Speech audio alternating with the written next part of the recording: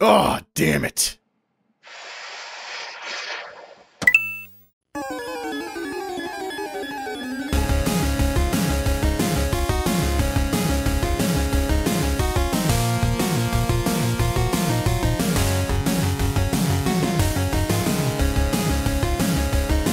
Yeah, you weren't recorded that? Oh no. That's a shame for whatever it was.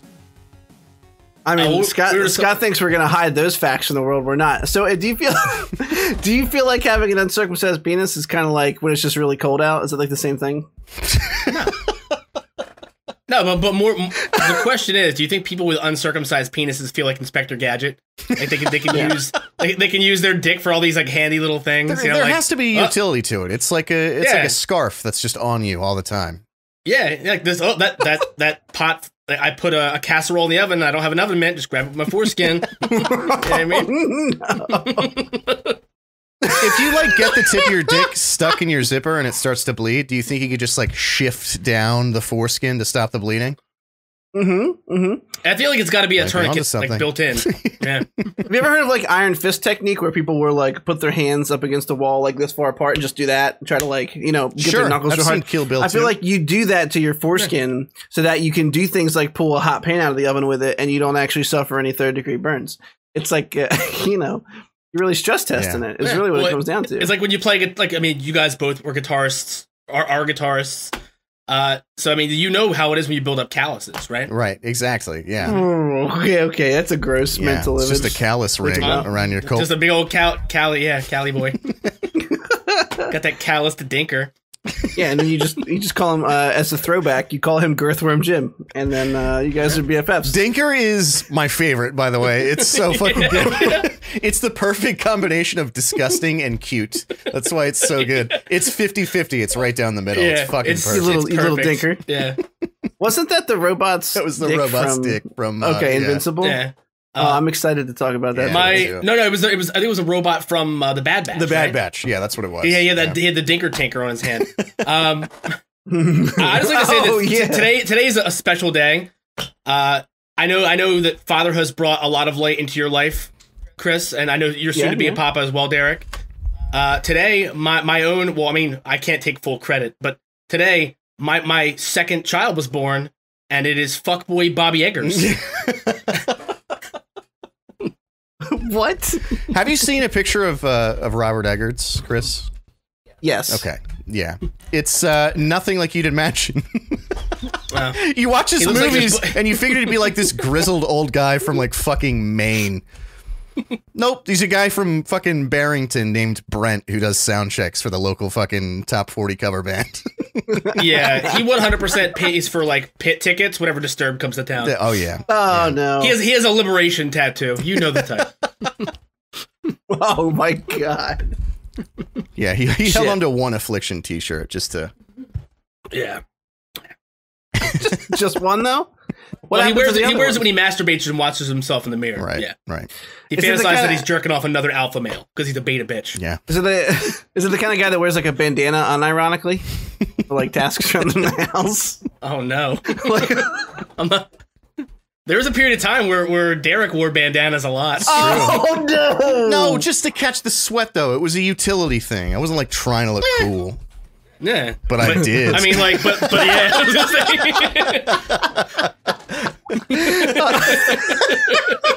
Fuck, you played that off so good, dude. Oh man.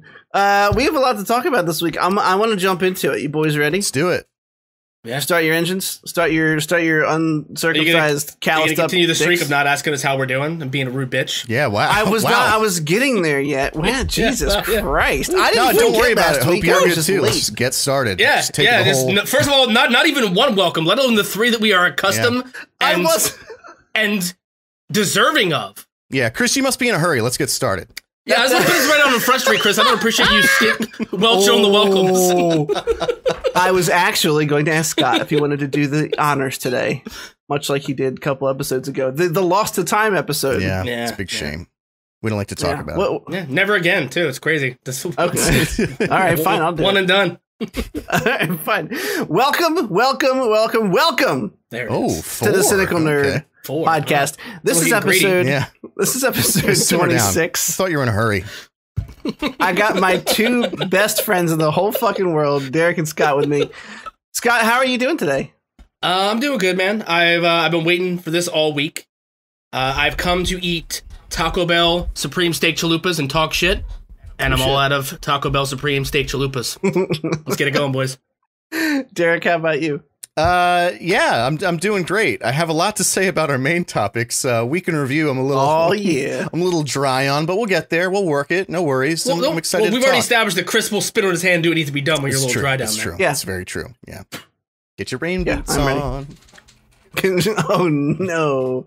That is also a reference at this point. We have a lot of self-referential material. Yeah. That you just aren't a part of. We're not gonna clue you in on it. So sorry. Yeah. I made the thumbnail with the rain boot covered in cummies. You know what's funny? You almost can't tell that that's what it is from the thumbnail. Yeah, I couldn't tell, to be honest. So, surprise, I've actually edited images on my computer that involve come on rain boots. And that's a statement I never thought I would say out loud. Speaking of come on rain boots. It sounds like a Pearl Jam song, doesn't it? Come on, rain boots. It absolutely does. Yeah, he can say whatever the fuck he wants and no one's following. Yeah. Like nothing tracks. Yeah, not at all. Yeah. Come on. Oh, my little green rain boots on a Sunday. Oh, boy. Yeah. Oh, boy. Oh, no. Oh, man. Whoa, getting hot here, fellas. All this talk about come on rain boots. Yeah. My pants sweaty. Chest my hurts. pants and socks already on the floor, boys. I couldn't wait. Very nice. I got too excited. We have, I think I speak for all of us probably. I'm in that weird period between sleepy and very awake, and I'm very excited to talk about the stuff we have to talk about. I think only one trailer, a bit of news that we can blast through. Then we have 4 main topics.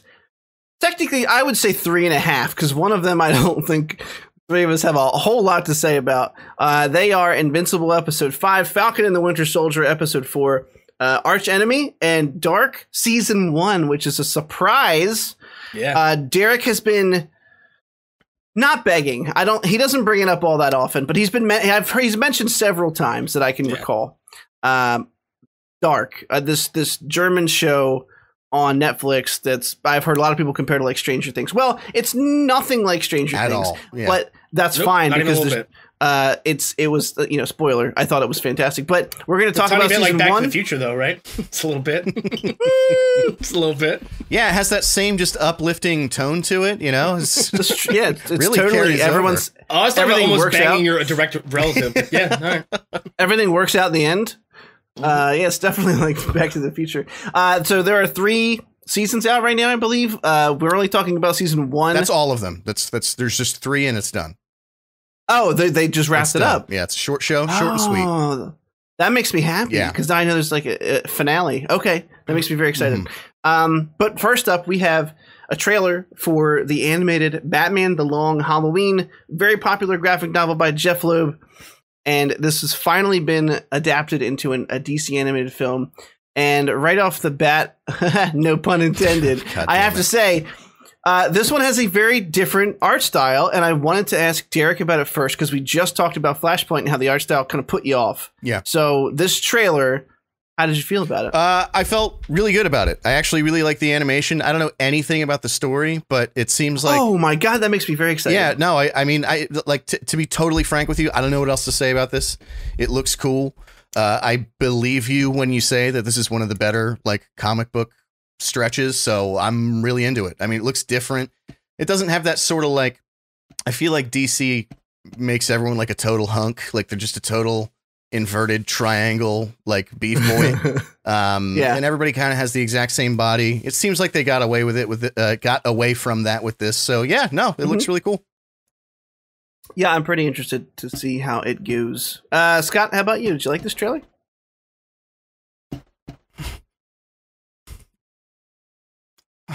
Did you not like this trailer? Not particularly. I mean, I think it's one of the better Batman stories. But to be honest, I wasn't a big fan of the art style. It reminded me of Archer a little bit, especially in every scene where they weren't wearing masks of their entire face, the entire scene. Okay. I'm kind of iffy on Jensen Ackles, yeah, playing Bruce Wayne and Batman. I am too. Instead of Kevin. I'm also not a big fan of Troy Baker. I think he emulates Mark Hamill well, but I'd rather have Mark Hamill playing the Joker. That's 3 strikes for me. Not a fan of the animation style and questionable voice acting. Troy Baker is the shit, though, dude. Oh my god, everything I hear him and he's excellent. I love him as Pagan Min. I'll give him that. Like I love him when he does original characters, but his take on the Joker just reminded me so much of Mark Hamill's. Because I mean, how do you do Joker and not directly pull from Mark Hamill, especially in an animated feature? Yeah. And to me, I don't know whether Mark Hamill just wasn't on board for this one, whether he had like a scheduling conflict. I can't imagine he's doing fuck all. I thought he was like, maybe I'm making this up, but I thought Mark Hamill was like, I'm done with the Joker. I'm tired of doing the Joker. That was my understanding of it. Maybe I'm totally wrong, but I just feel like I remember hearing that. I'm not sure. I know that DC made a concerted effort to move away from Kevin Conroy and Mark Hamill at one point because they wanted to differentiate the animated shows coming on from the stuff that had been done. But then they came back for certain things. Like there was Batman Assault on Arkham, which was in the Arkhamverse from the games. And Kevin Conroy voiced Batman again because he did in the games. So I don't know. I would say I can see what you're saying with the Archer reference because they do this thing where there's like a really thick black outer line on all the faces and then the inner. Yeah. But other than that, I mean, I like the art style. It's not exactly Archer. It's Archer, but a little more animated cartoon as opposed to like clearly 3D effect that they created on a computer. Yeah. The art style, it's like weirdly cartoonish, but also kind of serious. Mm-hmm. And there was a couple sweeping like city shots that looked fucking gorgeous, like right out in the open in the beginning. That's right the other thing that like the frames per second of it seemed really good. Like a lot of these cartoons, like they use as many shots as they possibly can, where like their bodies are completely still, just so they can just animate the mouths. This actually seems like it has a lot of life to it. I think that's what I liked about it. I saw one scene where it's Batman like jumping and landing on the rooftop of a building that looked like it had multiple drops. I don't know if the trailer I watched was botched or what, but it looked really, really terrible. Maybe I'll watch it again, man. I don't know. I don't remember that. They tend to do lower frames. That's what stood out to me. Like that one scene in particular, I saw it and I was just like, ugh. Yeah. No thanks. I've been like skimming through it to get different like still frames as we go, and I really like a lot of the way that it looks personally. It looks like they might have taken a cue from like Batman the Animated Series and some of the background city shots because it almost looks like they did it on black and then colored everything else in. Oh yeah, boys. But I would say Jensen Ackles is the guy that he's voiced Red Hood before. Now he's kind of graduated into Batman. I also don't know if I agree with that. And Derek, this doesn't really ruin anything, but Long Halloween, the storyline is where they pull, where Nolan pulled some of his ideas from. Mm-hmm. Not page for page. There's nothing like, oh my god, you're gonna. But some of the setups, you're gonna be like, oh okay, I can see how that would be inspiration for something that he did. But yeah, I love that story. They're doing it as a 2-parter, which makes me happy because it makes me think they're actually, not skimp on any of the story. Yeah. I don't really have anything else to say about it besides the release date. And the release date for this bad boy, if I can find it, is not on here, so I can't find it. So that's how that goes. I have a question for you, Chris. Yeah, go ahead. How closely related is the Long Halloween to Year One Batman? I remember reading bits and pieces of the Year One series back when you'd like find them on a fucking like one of those fucking spinning magazine racks at like a Heritage or a Wawa back in the day. I had a bunch of them. They were all origin stories. They were like the origin of Scarecrow, origin of Catwoman, origin of Two-Face. It seems like we're going to be getting a lot of that in this. We're going to at least get the transformation of Harvey Dent. How many origin stories are actually canonically rolled into this that you know?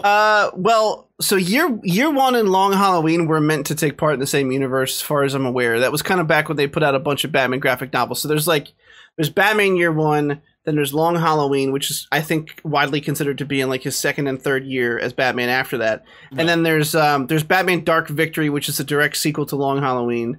And then there's Batman The Man Who Laughs, and I think all of those are like considered to be like loosely part of the same through line. The Man Who Laughs is the stupidest subtitle for anything I've ever heard, though. I'm sure it's great, but man, they could have pulled up some more creative juices on that, I think. I mean, so the man who faps pulls out some more creative juices than that, Derek. All right, well, that might have to be the episode title. The man who faps. Episode 26, The Man Who Faps. He who faps.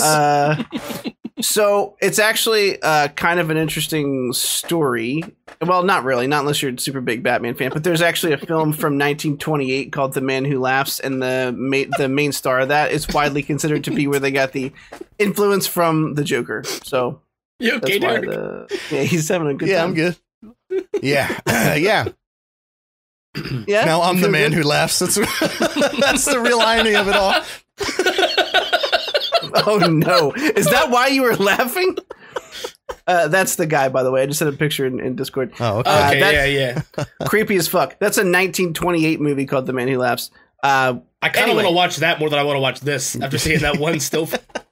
I'm not even kidding. That looks fucking awesome. Yeah, it is pretty terrifying. And you're like, really? 1928? Anyway, there's a trailer for a thing that's coming out. Moving on to Derek's favorite topic of this week. There was a rumored version of Lord of the Rings done all the way back in 1991. I didn't mean for that to rhyme, but now I'm fucking Dr. Seuss and I'm going to keep it going with a noose. There was the Lord of the Rings TV adaptation titled, I'm going to butcher this, called Chronatelli. It aired on Soviet television. And people thought it was lost to time because it was made in the Soviet Union. A lot of that stuff just fucking disappears, much like people did in the Soviet Union. But someone fucking unearthed it and is now on YouTube in 2 parts. And we jokingly talked about watching it, and there's no way. I skimmed parts of this, and it was like comically. It was like someone sweeted Lord of the Rings. You know what I'm talking about? Like the sweeted trailers. Yeah. Derek, how'd you feel about Soviet Union, USSR? I have to say, like, when I heard about it, obviously, I was just elated. Just the weirdest news you could possibly hear on like a fucking Thursday at work. You were very excited. I knew it was going to be bad. I didn't watch it or anything, but same thing. Like, I watched a couple scenes, but it's like, it's not even bad in a funny way. It's just bad in a crumbling nation kind of way. So like, I agree that crumbling nation do the watch vibes. So it's funny in the same way that Fiddler on the Roof is funny. Yeah. So I don't know. Like maybe one day on a rainy Sunday, I'll get really fucking high and watch it. But other than that, it really doesn't look like it has even ironic value to it. And holy shit, that fucking, I'm sorry for podcast listeners, but Scott does this thing where he changes the background of his green screen to something that makes me unable. It just intrudes every thought that I could possibly have about every topic. And he changes it for every topic. So it's always fresh. So that's what's happening right now. I have Gandalf with one tooth just nodding at me happily. Scott, how'd you feel about Leningrad Television's finest Lord of the Rings? I mean, I think I didn't watch any of it, to be honest with you. Not even skimming it? No, I just expected to be sad in the way that all Russian cinema is. It's probably unironically sad. Yeah. like Derek said, real crumbling nation vibes. Yeah. Well, the thing is, like, you think that they were on like a sound stage, some kind of set, you know, like, because there's no way that their country could actively have been a dystopian nightmare that could be mistaken for a token-esque landscape. But they actually, I'm pretty sure they actually just filmed it all on the outskirts of the same town. You know, like you look at the stills and it has that weird gray, brownish tone to things that should be bright colors and beautiful. You know, like the Shire looks like Mordor in this, and I can't watch it. Everything is in sepia, and it's not even an effect. It's just what it looks like there. It's like the camera has seasonal depression. Have you ever seen the Instagram account called Look at This Russian? No. Oh, what? It is fucking gold. Oh my god. All right, well now I'm going to Look at this Russian? Look at this Russian. All right, well, Derek looks that up. I'm on it, yeah. Yeah, you're good. We have a piece of video game news, and I just have to, I know this was Scott that made the title, but in our document that we compile every week, you know, we usually put a little a little blurb about what the article is, and then the article link. And this says, "All hail King Cummy, aka Chris Terraformer Extraordinaire." This is a news article about a video game. The DayZ creator, Dean Hall, has a new studio, and he's working on a game called Icarus, which is going to be another survival game. And a lot of people got hands-on with this game, and it's a pretty lengthy article, but with some pretty cool screenshots, and they give you an overall idea of what the game is going to, how it's going to kind of function. Yeah. And Scott, why don't you start off? How do you feel about this? Are you looking forward to it? I'm really looking forward to this because it seems to me like it's going to have some of the cool aspects of DayZ, in that you can have permadeath. All the progress you're working towards can be lost, but not in a way that's frustrating. Feels like you spent all that time for nothing. It's going to have an overall system that tracks your progress, your abilities, the structures you can build, the information you've gathered from all your previous excavations. And that's one of the most interesting things about this is it's not this giant open world where you get up and fuck off to make breakfast and go to work, and you come back and all your shit's broken and stolen. You know what I mean? It's compartmentalized missions where you have a set time. You pick which missions you want to do. If you have an hour to fuck around, you have 8 hours to fuck around. You can pick and choose how you want to play, when you want to play, and you essentially go in like you would in any survival game, like The Forest, right? Or like Green Hell, or I don't know, obviously DayZ. You have to use what's around you, survive, but you also have very specific mission objectives in this game. And what's kind of cool is they're unlocking it in phases. They're going to have different. This is an alien world that was to be terraformed by humans. So obviously, a lot of the pictures you're seeing there, the first map that's made available is very like Earth-esque, aside from the wildlife. But even on a map where the wildlife and the natural terrain isn't really that dangerous, you still have to worry about weather. Will lightning strike and start a brush fire? Will you be running from a firestorm? And it seems like right now the focus is on co-op play and you versus the environment. But they've also teased that they're going to have some really competitive PvP modes too, which could be really cool. Yeah. They did some cool stuff. I kind of skimmed the article, but they, like you said, they talked about doing these kind of set missions on the planet so that, and it'll be like 2 days real time or something. So you'll be on the planet for 2 days, and then you go back to the ship, and they do that, like you said, to kind of keep your progress for your personal character, even if you die. They talked about like incrementally leveling up the stuff that you get to do. Like it's going to be a little weird because you're like an astronaut in a full astronaut gear, but you're making like wood structures and stuff like that. And they said that's because you're getting dropped off with like no supplies and you have to use the earth around you. And as you unlock things, you can kind of get access to better tech and stuff like that. Yeah. It does look pretty cool. I think his concept of how he thinks he's going to stretch out the playability of a survival game sounds good on paper. And I mean, obviously it's not really been done this exact way before, so he's in unknown territory, really. I mean, I guess we're going to see once it comes out if the model he's got in his head is something that's going to stand up to the test of time, where people are going to go, you know what, this kind of sucks because of X, Y, or Z. But Derek, did you check this out? Did you look at it? Yeah. I'm not as into survival games as you guys are, but that's what makes me think like this model sounds kind of cool. Like if I'm understanding it correctly, it's not really about like a persistent world that you continuously come back to as much as it is about having a set amount of time to get this goal or that goal. So it's more like, a matchmaking lobby type thing that you can do in a single sitting or maybe a couple sittings, whatever.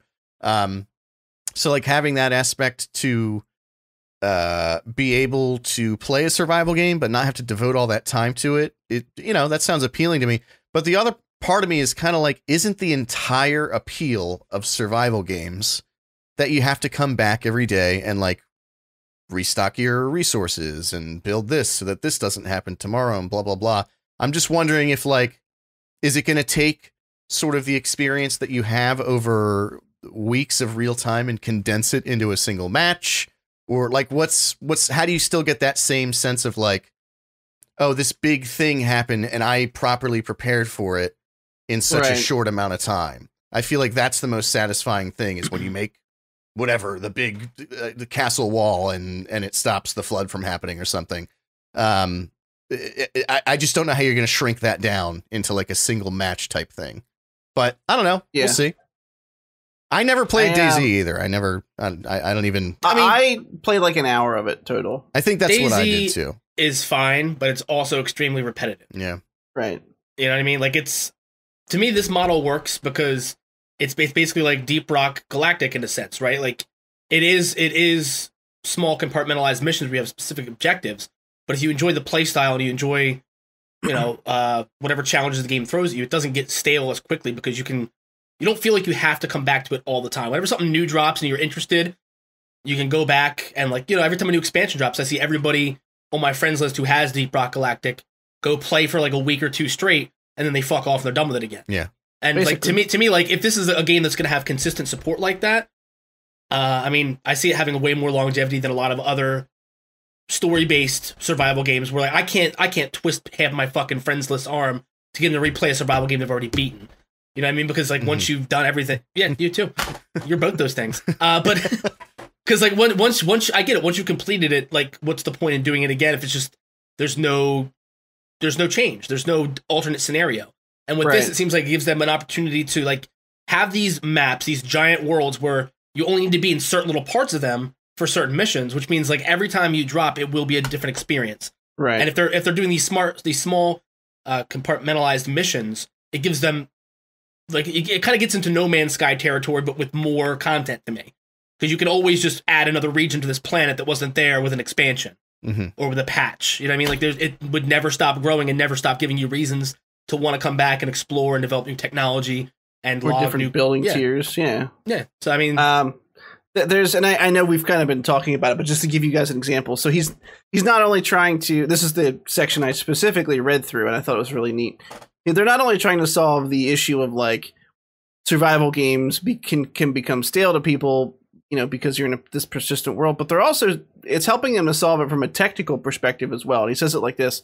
He said, a lot of survival games, including DayZ, struggle with scale. You're building all this awesome stuff. Let's say you build a giant castle and the castle starts to lag and you end up with all these problems with the survival game, both technical in terms of performance, but in addition, the game starts to break because the only way back from that is to destroy the player's structures, but that's an extremely negative scenario. So what do we do with Icarus? Okay, well, we're going to give you a goal. Go do these things. You'll need to build some infrastructure to support that, but that means every time you play a session, you're getting new reasons to build new things. You don't have to invent them. You don't have to be like, I'm going to build the most awesome looking thing here so it gets on GameSpot or PC Gamer. You actually have important reasons to build various structures. And it's a really neat concept. And it's funny because I do like survival games and I like their survival genre in general. But I'm interested to see how I'm going to react to it because I like most aspects of survival. I like the first couple hours of a game where you're getting your bearings and it's a little tougher and you're trying to put your first hut down to sleep through the fucking night and not die. That's fun, but I also enjoy the other side with like Valheim, where you have such a command over the world that unless you're being actively attacked by like a giant clusterfuck of mobs periodically, because they do that, you're pretty safe. You get this huge base that you've built by yourself. You're very proud of the monstrosity you've constructed. It can go either way, but I'm definitely going to buy it. I don't think they mentioned it in a release date, unless I'm wrong. I don't think they have yet. But yeah, Chris, I hate to interject here, but I just gotta stroke your e-peen here. I saw your fucking bridge. I saw your bridge you built in Valheim. Yeah, that was very professional. I agree. I'm gonna have to give you a little suck for that too. That's suck with 2 C's at the end. If whenever you're done with Valheim, if you're not completely burnt out on it, I would like to play a little bit of that game with you just to see how the fuck you build this because I've tried to do shit like that in the forest and other survival games. I don't know whether Valheim just has way better customization or what, but I can never get my structures not to look like a kid's next door tree fort. You know what I mean? Like it's fucking embarrassing. It's usually just a little bit of imagination and a lot of wasted resources. You're just like, let me see if this is going to look cool if I do this. Oh, that's kind of neat. And then, you know, most of the time it kind of strikes off of that. I actually did spit on my hand, though. I wish I wouldn't have done that. I did earlier. I heard the liquid slap against your palm. And then you can kind of smell and you know what it smells like. We all know what it smells like. Reminds me of 8th grade, doesn't it? Smells like White Claw raspberry iced tea. Have you guys had the iced tea White Claws yet? No, but the raspberry is my personal favorite. Yeah, I'm double fisting the iced tea raspberry right now, and it barely tastes. It tastes like somebody thought about iced tea while they made a regular White Claw. The raspberry, you say? I'm just drinking Only coffee. one man would dare give me the raspberry. We're in the White Claw Nation. I had them. I was going to crack them open when I started to mix this after we White Claw Nation kind of sounds like a white supremacist movement, though. So let's be careful with that. I was going to say it sounds like a White Stripe song, but same thing, right? Yeah. sounds like. Oh my god! I got him, boys. I was going to say it sounds like Toom Honk's son would have it on the back of his leather jacket. Oh no! All right, Icarus looks cool. No release date, but we're all at varying degrees of looking forward to it. Yeah, I fuck with it. Next article I posted, not because I've seen the original, because I have not. I was going to ask you boys if you had, but because I didn't know that the sequel was potentially going to Netflix. What am I talking about? I am, of course, talking about Knives Out. So apparently, the Rian Johnson directed film that had Daniel Craig and Chris Evans and, you know, all these other super famous people in it, was being courted by streaming services to make the sequel exclusive to streaming services because, you know, they're all basically Anchorman in the news anchor fight at this point, trying to get exclusive content to get your money. Yeah. And Netflix had tried it. Yeah, Netflix had fucking tried it. HBO Max stabbed a guy. Knives Out, they apparently are giving Rian Johnson $400 million to make the fucking sequel on Netflix. So like Rian Johnson, Daniel Craig, producer Ram Bergman all stand to make $100 million each from the Netflix deal. That's incredible amounts of money to me for a Knives Out sequel. And don't get me wrong, I know I said I haven't seen it. I heard the first one was good. I have not seen it. I planned on seeing it. I like most of Rian Johnson's filmography. Looper sucks. I'm sorry, it's bad. What was that? Looper's terrible. It's stupid. I like Looper, but that's awful. Fine. It's okay if you don't like it. I was a fan. Everyone of has Looper opinions. Too. Yeah, I liked it. I called it Pooper too. That was fun. For like a long time, I just called it Pooper all the time. I liked it because I could call it Pooper. But also the movie was pretty good. It's the dumbest. Like you're gonna go back in time and kill yourself. Like what? Yeah, let's go, what? Bro. What? They didn't have any other loopers to kill him? Like, let's send you to kill you. That won't become a fucking confusing nightmare scenario. It was still fun. Yeah, don't take the bag off your head when you recognize your doughy middle-aged body. Hey. As soon as you started talking about it, I was like, oh, I don't remember a lot about that movie, so I can't really like defend it. It's not good. I watched it again recently because I was on a tirade. First of all, I hated Rian Johnson for many reasons. First of all, I thought his name was Rain Johnson for like fucking ever. Because who spells Ryan like that? Yeah. Who his does parents, it? Not him. Yeah. Can't yell at him. Yeah, well, I mean, he was predestined to be a piece of shit with a name spelled like that. I'm just saying. Having said that, Knives Out, as much as I wanted to hate it, I couldn't dislike anything about it. I didn't see it. Now I want to watch it even more. Okay. It's fucking good. Just watch it. Did you watch it, Derek? I didn't. And like when I remember seeing now I gotta watch it this week. The trailer for it, and thinking it like looked not good, and then just like kept hearing people say that it was really good. I kept hearing that too. And so I kept going back and forth, like maybe I should. And ultimately I was just like, I have to go with my gut. It didn't look good. If we're gonna watch it for the podcast, I'll watch it, but I don't know. Well, we don't have to. I mean, he's already. I'm gonna watch it just so I can talk about it. Fuck it, I'll watch it too. All right, cool. High five. Okay. So I only if you're gonna twist my arm, I guess I'll watch it. Oh, fuck me. No. Fuck you. Got him. Gandalf's laughing too. We're all having a laugh. All four of us just having a real good time. The one-tooth wizard over there having a good laugh. That's Gandalf the white. The white. Yeah, he's part of the White Claw Nation. Yeah, he's a grand wizard. Uh-oh. Oh, no! Oh, no!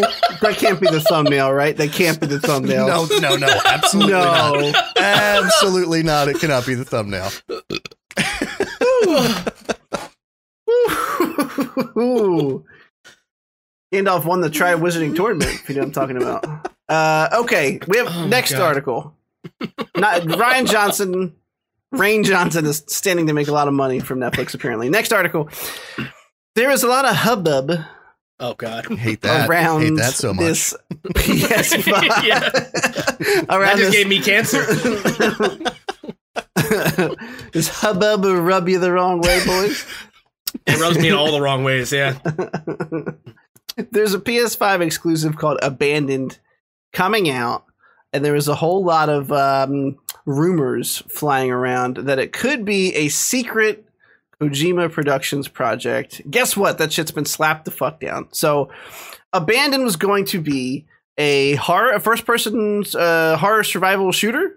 Yeah, okay, with realistic visuals. I thought most games go for that. Isn't it like the default, and then if you go cartoony, they specifically call out like cartoony? That's a real. Anyway. I thought that too. That's like a cunty thing. Like, oh, well, we're going for realism. Shut the fuck up, really? Yeah, it's supposed to launch in Q4 of this year from Blue Box Game Studios. They've got a quiet social media presence, pretty unknown history, and the trailer for this was what people were calling PT-esque, and people started throwing around really stretched the fuck out rumors that it could be a secret Kojima production project, and the answer to that is no, that it's not. Derek, how'd you take this news? Were you excited when you heard about it and then let down ultimately, or did you just not think it was a thing? I didn't even know it existed until this article, so like I knew it wasn't a Kojima game before I even knew it existed. So like I'm as excited as I was before, which is to say, not at all. So So what you're saying is WandaVision is this game and you're Thanos and you're like, I don't even know who you are. Basically, yeah. Okay. It's just Wanda. You combine. Scott, how about you?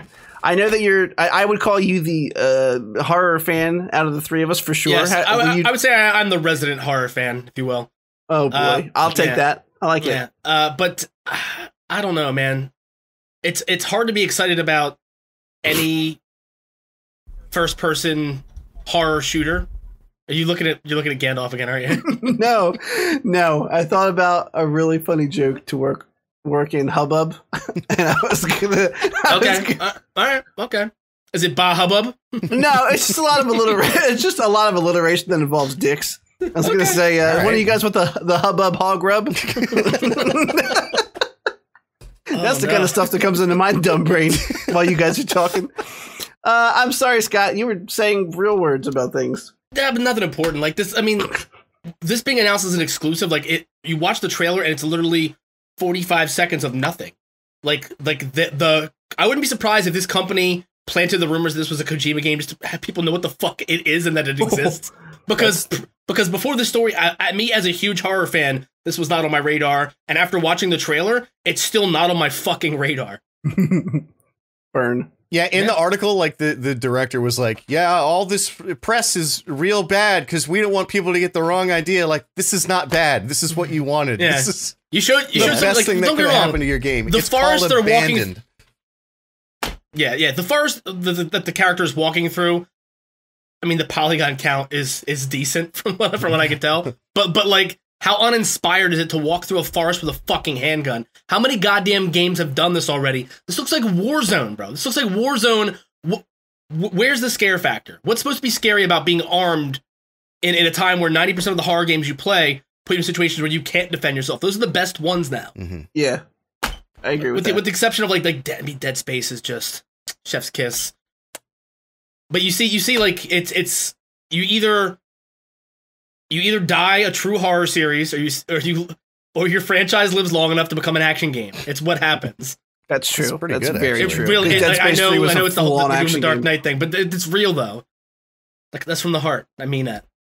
I can tell. I saw your sincerity. It also seems like they're going for like a realism thing where like if you get shot in the leg, you have to like stop and bandage your leg, but then you have to leave your gun behind. It's like that sounds that's what real you have to do. Fun. Yeah, like, really, exactly. Like that's what you have to do if you really get shot. Like I'm playing a video game. Like I don't want to do all that shit. I just want to drink a fucking stim and then boom, now I can go kill the ghosts again.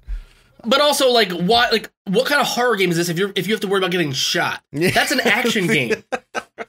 You know what I mean? Like ghosts with guns, bro. And any death in a horror game should be like an overwhelming attack that, unless you have like fight or flight instincts, you're dead. You either have to be like a precision sniper with a headshot, or you have to get the fuck out of there. That's what makes a horror game fun. Is that it's trial and error, and you have to like die until you're not afraid of dying anymore to overcome whatever obstacle they put in front of you.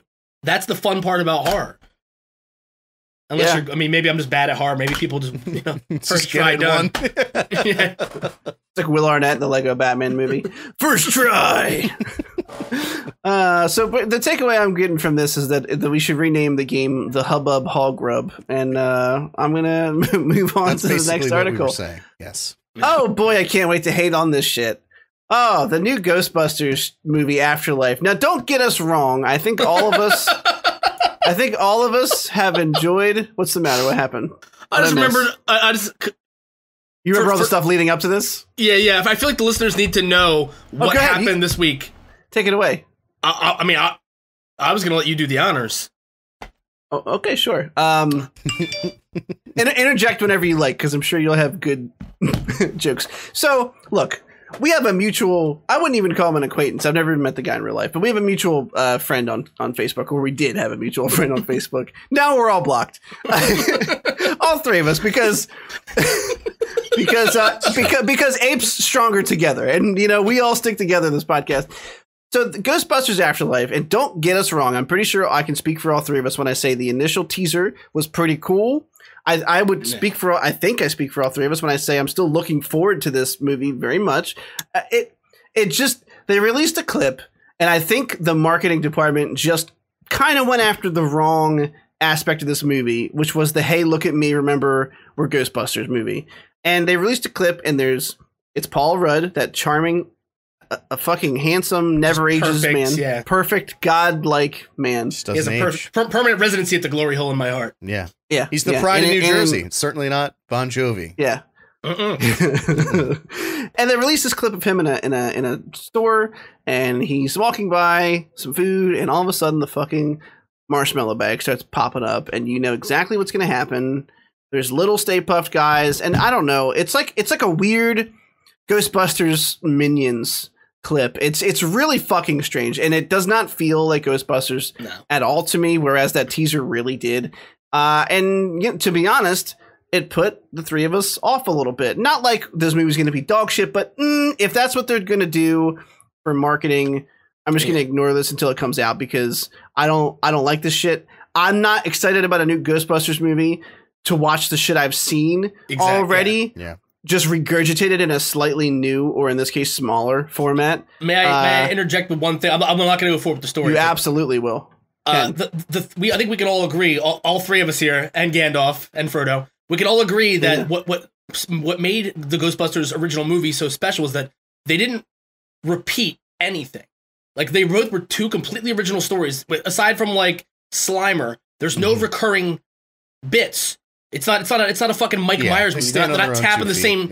Yeah. And like, the thing is, like, to see them do this, it's the Ghostbusters video game all over again, where they promise they're gonna have an original plot, and then 90% of the story is them. Hey, remember this? Remember this? Yeah, it's member berries. It's when you see the Porgs and the Millennium Falcon, like, these fucking things are still here. Why'd they bring them into space? They belong on the planet. They're gonna starve. They're gonna die. They're gonna shit all over the Millennium Falcon. What the fuck are you doing? And it doesn't.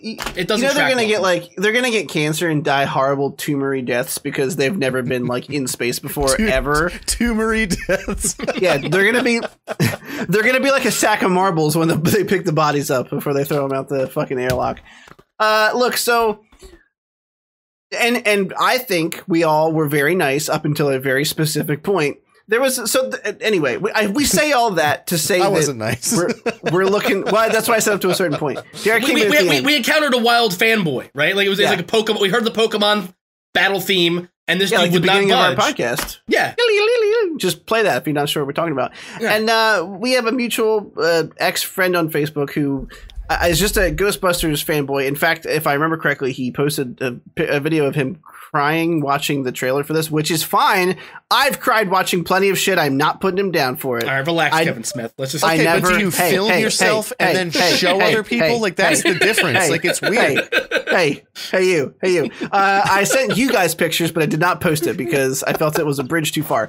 That being said, I'll never fault anybody. Bridge to Terabithia. More like a bridge to Terabithia. Anyway, that little girl dies though. That's why I was saying you were crying.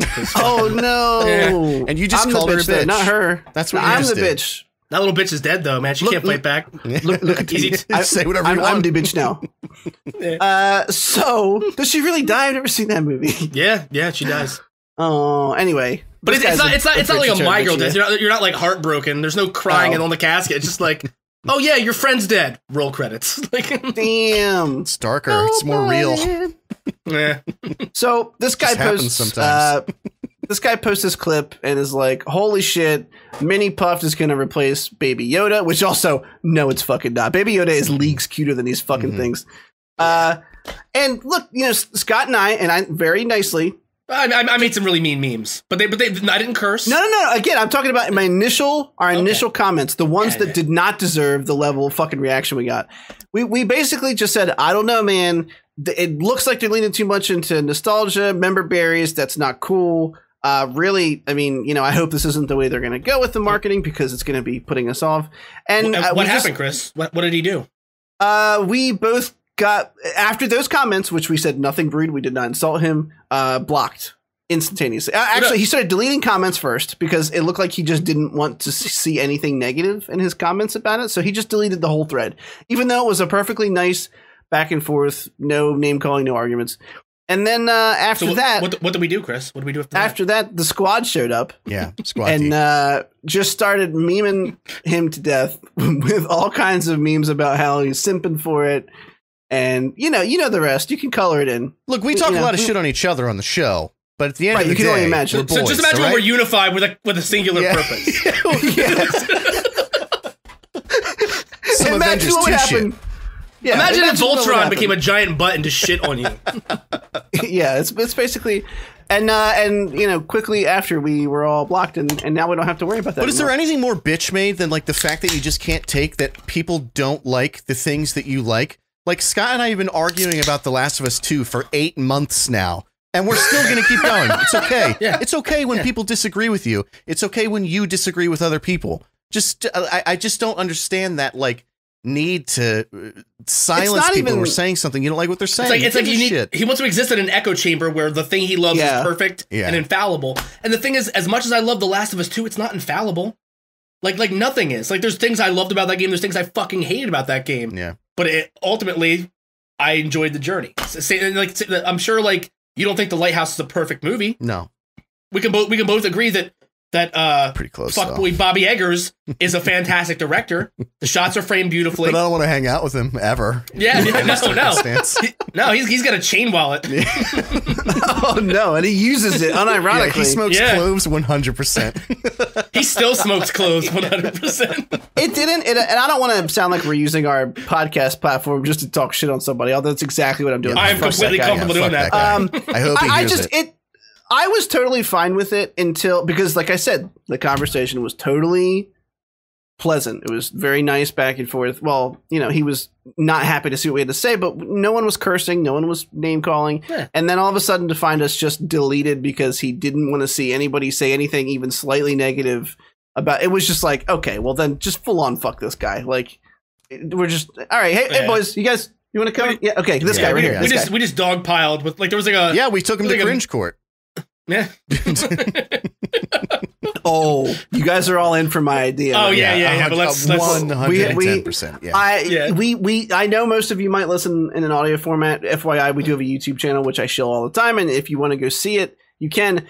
Next week, as long as they come in on time, we should have a gift for everybody, and I will just pull up an old article if we have to, because I'm bringing that shit up. I think there's I can't say anything. I think there's something we can talk about pretty easily. Anyway, that being said, fuck the Mini Puffs. Every week there'll be something we can talk about pretty easily. Unfortunately, yeah. I don't think we'd be spending money on sight gag props if it wasn't a recurring theme of an entertainment podcast. Yeah, because $20 is $20, man. Yeah. I'm gonna try to get the biggest one I possibly can. If I can Kids in the Hall where it's up to here, I'm like, I'll fucking do it. I was thinking about a gavel, but that's fine. I'll just use my phone on the. If you buy a gavel, I'm gonna buy a robe. Yeah. No. We keep one up at each other. It's like, how far are we gonna go? Very far is how far we're gonna go. And if you know anything about our podcast, you probably know what we're talking about just from those little clues. But that being said, let's move along here. I don't want to talk about these little Stay Puffs anymore. Here's one that brings a smile to my face. Sorry to anybody out there who likes Fortnite. Epic Games is apparently losing an absurd amount of money on exclusive games. The company appears set to lose around 300 mil to pay for Epic Game Store's exclusives. And great. Absolutely. Continue to lose money. Still sucks in 20. You know, it's 2021, right? Yeah, but I couldn't find a 2021 one. I wish you had just opened it up in Paint and just like crossed it out, and then just like. I mean, I can still do that right now if you want. That's okay. That's okay. I'd rather get your take on this. So as PC Gamer spotted it, despite paying about $444 million for minimum guarantees on third-party games, sales of all third-party games for the year only amounted to about $265 million. So they are losing money on those exclusives. Big games like Metro Exodus and Control were released first on the Epic Game Store before coming to Steam later. At the time, especially with Metro, the respective game companies were criticized for this decision, me included, because I really wanted to play Metro Exodus when it released. And I didn't want to get it on Epic Game Store because fuck that platform. I later did anyway because I have no willpower, and I'm sorry. And I'm sorry that I did that. I will own it. I did it with Borderlands 3. It's okay. I did it. I did too, and then I didn't even play Borderlands 3 that much. It wasn't even that good. Right? I played like 4 hours, and I was like, okay, I didn't need to buy this at all. It's about what I did. Scott, how do you feel? How do you feel? Yes. I've been holding. I mean, there's no secret. When I'm the most stubborn, spiteful piece of shit that you both probably know. What's the hand up for? It would have been even better if it was just a dildo. Anyway, continue. I had the censor bar out King Kong's Willy last episode. Yeah, don't do that. Don't do that. You're right. Yeah. You're right. I have been on the fuck Epic train since the beginning, since I wanted to buy Borderlands for PC. You're old school fuck Epic. Yeah. Well, like when the Borderlands thing happened, I was like, who the fuck do these guys think they are? Like, I'm just gonna get it for Xbox. And I haven't downloaded the Epic Store yet. Whenever I see a game for free on Epic, I know it's gonna be on sale on Steam like 3 days later, and I just wait and buy it on Steam out of spite. That's true. Because and the thing is, like, they make enough revenue off of Fortnite in a single month to pay this $300 million deficit for their Epic's game launcher. So I don't feel fucking bad for them. But also, like, it's the same anger I have towards like all these different streaming sites. Like, how many fucking games launchers do I need to exist? Do you have to have your fucking own? No, you don't. It's fine. Like, the infrastructure is already there. Use it. Make your fucking money. Like, what do you gain from having people use your, like, advertising? Like, you built in advertising on your fucking games launcher? I don't understand the necessity to have multiples. I don't know. I don't see where the money is in them for people to use theirs instead of Steam. I think that it's a matter of if they, and I'm just guessing, like, this is completely a guess. I'm imagining if, like, they make a game and then Steam hosts that game, Steam has to take a cut of what they make. You know what I mean? Like, they're advertising it. They're that's like the platform that you get it from. So I would imagine it's their way of going like, well, we want to make 100% of the profit off of our own games. Not that I agree with it, but I'm just saying that I would imagine would be the reason. The same thing with the fucking Ubisoft launcher. There's the Red launcher. There's the fucking, I mean, it's like everybody has one now, and they all suck except for Steam. And the thing is, I would respect them doing their own thing. Like, I don't think BattleNet's bad. I think the Blizzard launcher is BattleNet's fine. not bad. You're right. That's okay. That's so if they did a thing like that where they had a wealth of properties and they wanted to have people exclusively use their launcher to play all those games, that'd be one thing. But how many games does Epic have? How much revenue are they putting into releasing original content versus soaking up the first year of exclusivity for PC games that are also cross-platform? Like, why the fuck would you want to monopolize PC when you still have people who can play it on PlayStation and Xbox? It doesn't make much sense to me. Why not just have those games readily available in your service and let people choose? If you have the better service, if your service can compete with Steam, what's the point in having these exclusive releases? I just don't get it. It seems like wiping your ass with money to me. Especially when, like, people are really starting to catch on to the fact that we're not, like, in the minority of people who hate Epic Games Launcher. Most people do. It started off as like a huge breach of personal data that they were selling to China. And every feature, like when they were launching it, what was that, like 3-4 years ago? It kept like, oh, it only has this now, but next month it'll have this. And it's like constant promises that never come through. Fuck, I totally lost my train of thought on that one. I'm just going to end it there. Chris, take it away. I don't have anything else to add. I mean, these figures came to light as part of the Epic Games versus Apple lawsuit, which I actually totally forgot was happening. Do you guys recall what that was over? Apple... Go ahead. No, go ahead. I was going to say Apple decided they didn't want the Epic... Well, Fortnite specifically on iOS products and the Epic Games launcher on iOS products because Epic Games just decided that they're going to start offering all of their purchasable items directly through the app, which was no bueno for Apple. Apple gets a, and if you guys don't know, they get a cut of all the transactions that happen through applications in the App Store. And Epic decided to just try and cut that out without making a deal with Apple and do it themselves. Apple immediately removed all that shit from all their platforms and said, fuck you, pay me, and took them to court.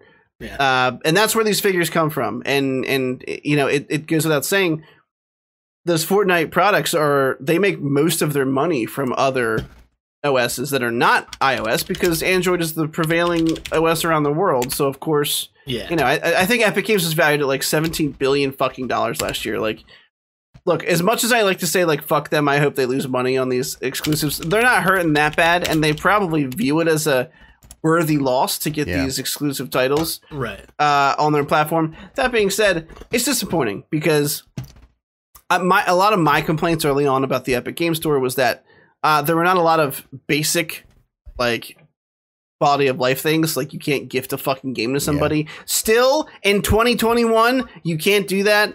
It was pretty unsecure. It wasn't super well received by the PC community. They tried to lure people in with like free games every week, and don't get me wrong, I've gotten one or two of them because they were fucking free. But it's a lot of people in the early days were going, well, Steam sucked early on too, and and once they're established for a bit, these features are gonna. They haven't done anything to the fucking launcher to make it better. Steam was also a pioneer for this shit. Like the infrastructure is there. You just have to follow like a model that already exists. I don't know. It's less excusable in my opinion. And I did remember my point. People are catching on to the fact that these exclusivity contracts are only lasting like 6 months to a year. And thankfully, a lot of people are showing willpower and just waiting until it comes to Steam, which I did for everything except Borderlands 3. And I'm doing it now. I'm making a commitment, boys. Here on the podcast. I would say like a commitment would be to delete your Epic's game launcher and just never touch it again, boys. I never installed it when I got the new tower, so I'm already there. Yeah. Do I still have it? What I will say is this: I do have respect for Epic Games because they made Unreal, and I'm not talking about Unreal Tournament. I'm talking about the OG Unreal that I played on my mom's work computer in our fucking computer room when I was like 12 years old. Yeah. And it was one of the scariest. This is before Halo, boys. This was like, what fucking year was Unreal? Unreal was 1998. Yeah. Oh shit. Yeah, so it was 3 years before OG Halo, I believe. That's like StarCraft Brood Wars days. Yeah, I mean, and the thing is, like they also are responsible for the Gears of War series. But like their biggest IP is a dying IP. Fortnite is on its way out. They've introduced crafting and NPCs to the gameplay. I don't follow Fortnite, but unfortunately, I'm a part of Twitter, which means I hear all about it all fucking day until I want to. I mean, you guys ever seen the end of American History X? Yeah. I envy that boy in the bathroom. I envy that fella. Private Pile seems like a cool, level-headed human being when you spend a couple days on Twitter. It's Gomer Pile! Yeah. No, but it's just like their biggest IP is a dying one. They have other franchises they could be dumping money and time and effort into, and they're not. When's the last time an Unreal Tournament game came out?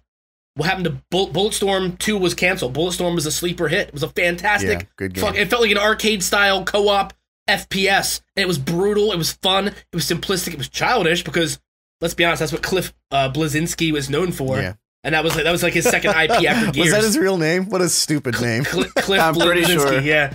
I don't know if I'm stumbling over the Bleszinski. It might be I hope Blitz it's that. I'm not going to look it up. That's what it is in my head now. Yeah.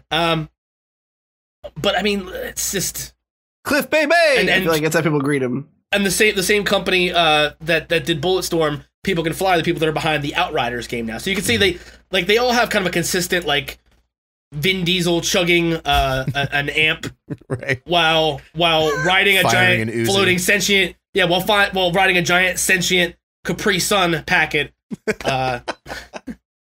into a Terminator 2 style nuclear war scenario. It's all really, really cool. Like really fucking cool. That was quite a picture you just painted. I'd actually like to see you paint that picture now. I mean, if you buy me the watercolors, baby, I'll do it.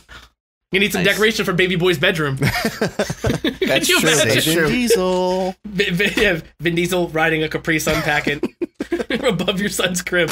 That'd be a confused kid growing up. Yeah, I gotta say.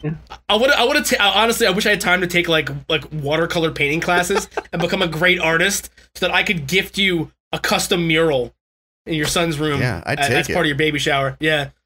I had a point. Fuck. The point is their biggest IP's dying, and they're desperate. They're trying to figure out how they can have a longevity without pumping more money into original IPs. Because even though Fortnite is still their big cash cow, it's dying, man. None of the big streamers that made a name for themselves playing it still play it. All the 12-year-olds and 15-year-olds and titty streamers who talk shit on it on Twitch on Twitter seem very just disheartened by the current state of the game. And stuff like this, man, like it seems like they've had this plan for a long time. They've been banking on this for years because they've been doing it for years instead of investing in new IPs and interesting games. So I don't. Yeah. Fuck them. Fuck them. Fuck them. One might even say, but fuck them. You know what I'm saying? Okay, so moving right along, we have this Emancipation movie coming out from Antoine Fuqua and Will Smith, and I thought this article was very interesting. Because there is some problem. I think it's I don't fucking know. For qué?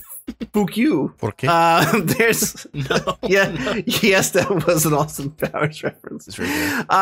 If you guys don't know, if you've had your head under a rock or just don't like politics at all, Georgia is or has already signed into law new voting restrictions on March 31st.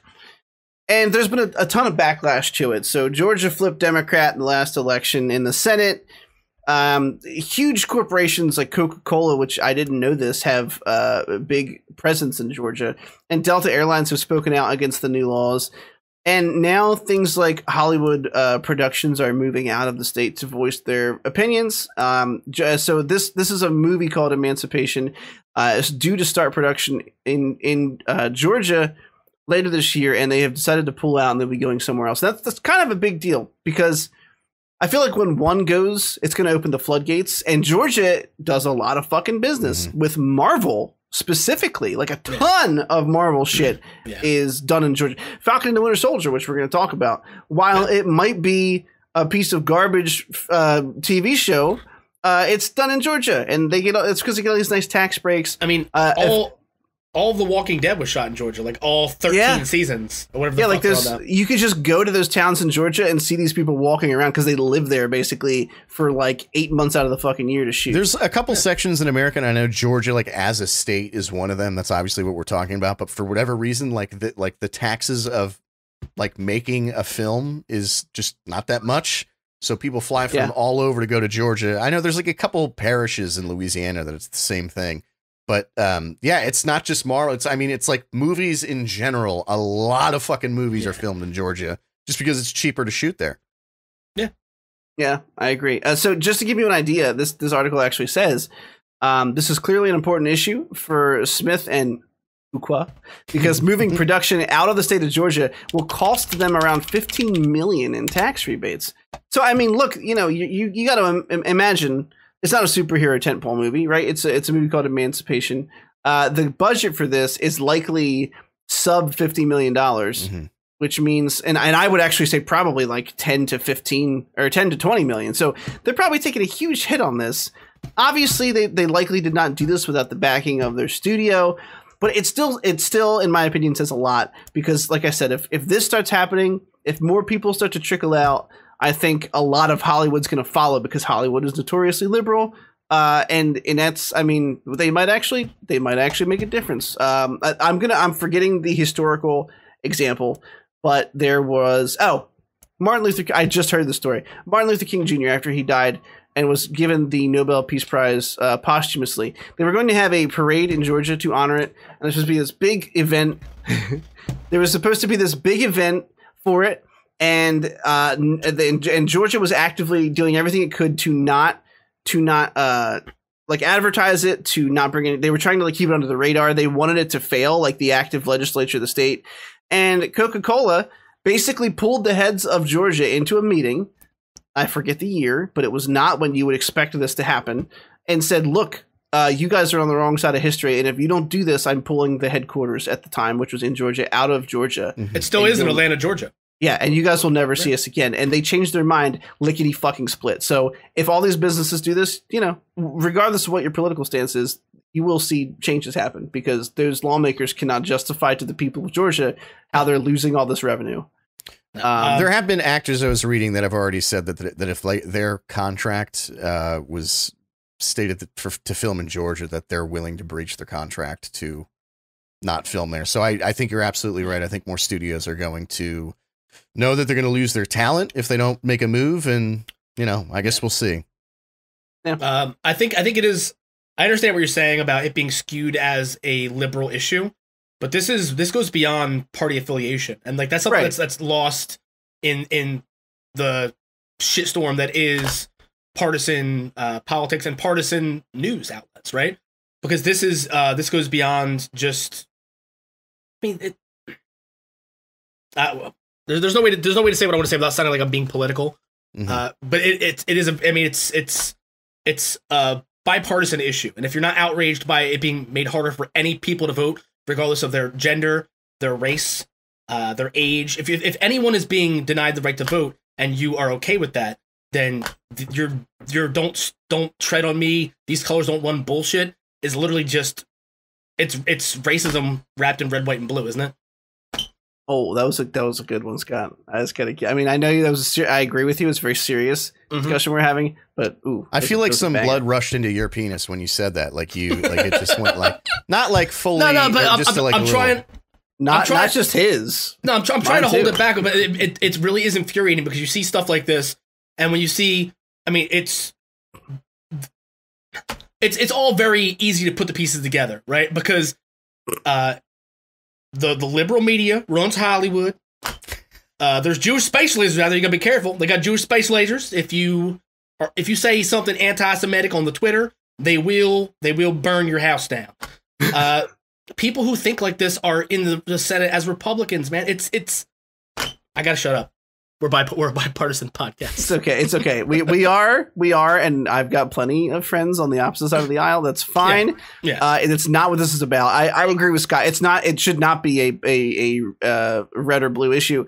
We are literally talking at the end of the day about making it more difficult for people to vote. And in any capacity where we live in a so-called democracy or a republic, that should not be the case. And it's kind of a disgusting set of laws they tried to pass. So, fuck those guys for doing that. They're giant pieces of shit. I was trying to hold in laughter while you were talking, because I was going to say my dick went to about a 4 on the Scoot scale. Oh no! All right. Does the movie Scoot scale and like the boner Scoot scale have the same? Like, are they both 1 through 10? They're both 1 through 10. I feel like the boner one should be 6 to midnight though. I feel like the boner one, you should go by how many liters of blood are in your giant tree trunk cock, Chris. You know what I mean? Like, yeah, I get a point for each liter in that girthworm gym. that graboid you're packing. Okay, Walter Chang ain't getting his hands on this for no 15 measly bucks. One more. That's a fucking deep. That's a deep cut. It is very deep cut. And then we have our main topic. So one more news article. This is a quick one because there's not a lot of info here. So is it Blumhouse? Yeah, Blumhouse. Yeah, I thought it was Blumhouse. Maybe I'm dumb though. It's possible. I think it is Blumhouse. Okay. All right. I'm going to say Blum would have the E, right? Because it's spelled BLUM, and that looks like Blum. It rhymes with cum. And plum. You wouldn't call it Coomhouse. We would call it Coomhouse, but this is definitely Blumhouse. Oh, yeah. Now my brain's in an existential crisis because we call it Coom all the time. Blumhouse Productions announced that they have a new horror film coming out, and it's only interesting because of the premise. There's really not a lot to go off of here besides the fact that it's going to be a horror film built around the idea of the gay conversion camps that have been plaguing the U.S. as this really kind of like gross stain on our history. They've been outlawed in certain states already because of the disgusting nature of what they attempt to do. If you are somehow unfamiliar, they're basically typically religious camps that try to pray the gay away from people.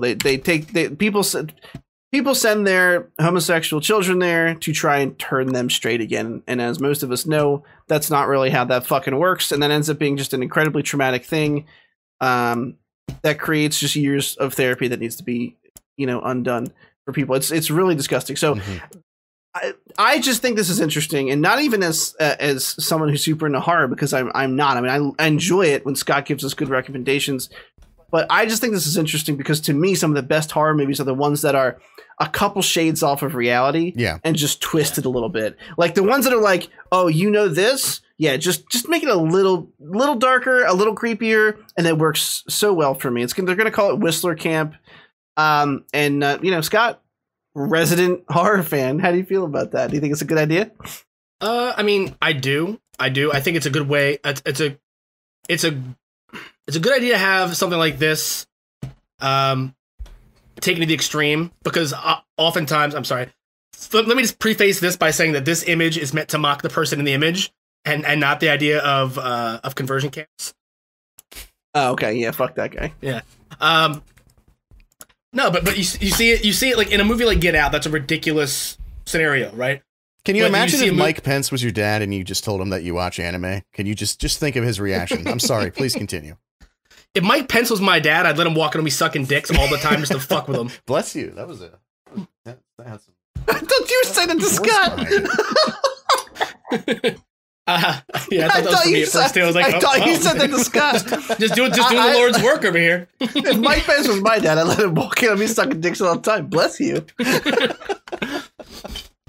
Great comedic timing from Ron. Thank you, Ron. But you see, has anybody here seen Antebellum? No. It's horrific, but it doesn't feel impossible. Like Get Out was kind of like, it's so much sci-fi, so like there's no way something like that could possibly happen. At least not the third act, right? Right. Antebellum is more of a realistic look at what could happen if,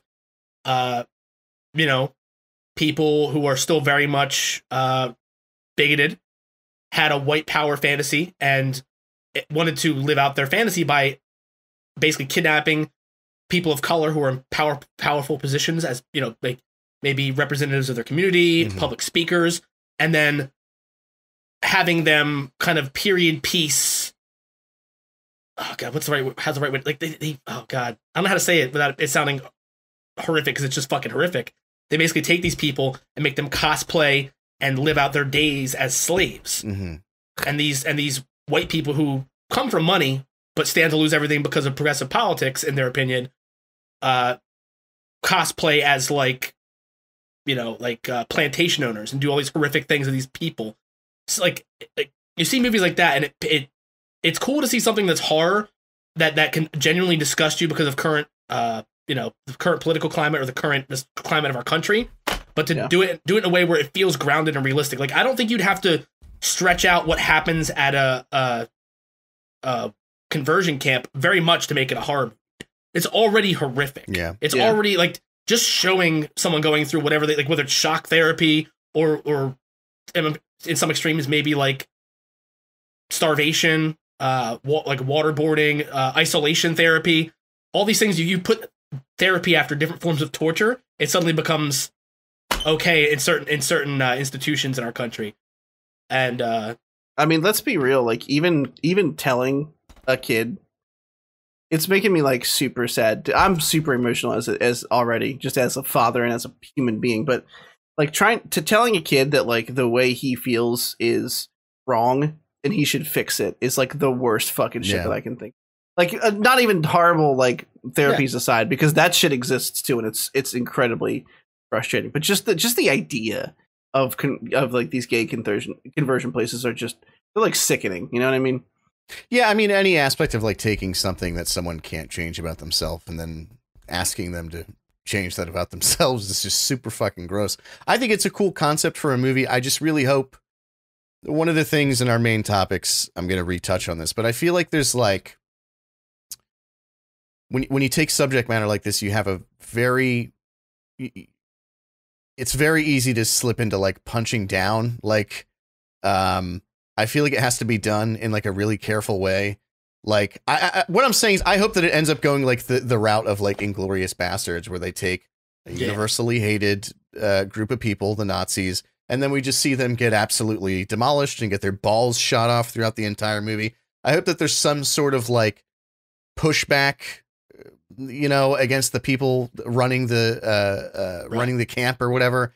Otherwise, it's just like, I don't know. It could just feel like you don't want to go into hostile territory where it's just gay kids being torture porn. Yeah. That's right, not like, fun. You know what I mean? Like, I don't know. That's it's not entertaining. It's just gross. So I don't know anything about it. I mean, I think Cum House or whatever we landed on, I don't think that they would really. Cum House. Cum House, okay. Yeah, Cum House. Cum House presents. That's also what the gay conversion therapy camp is called.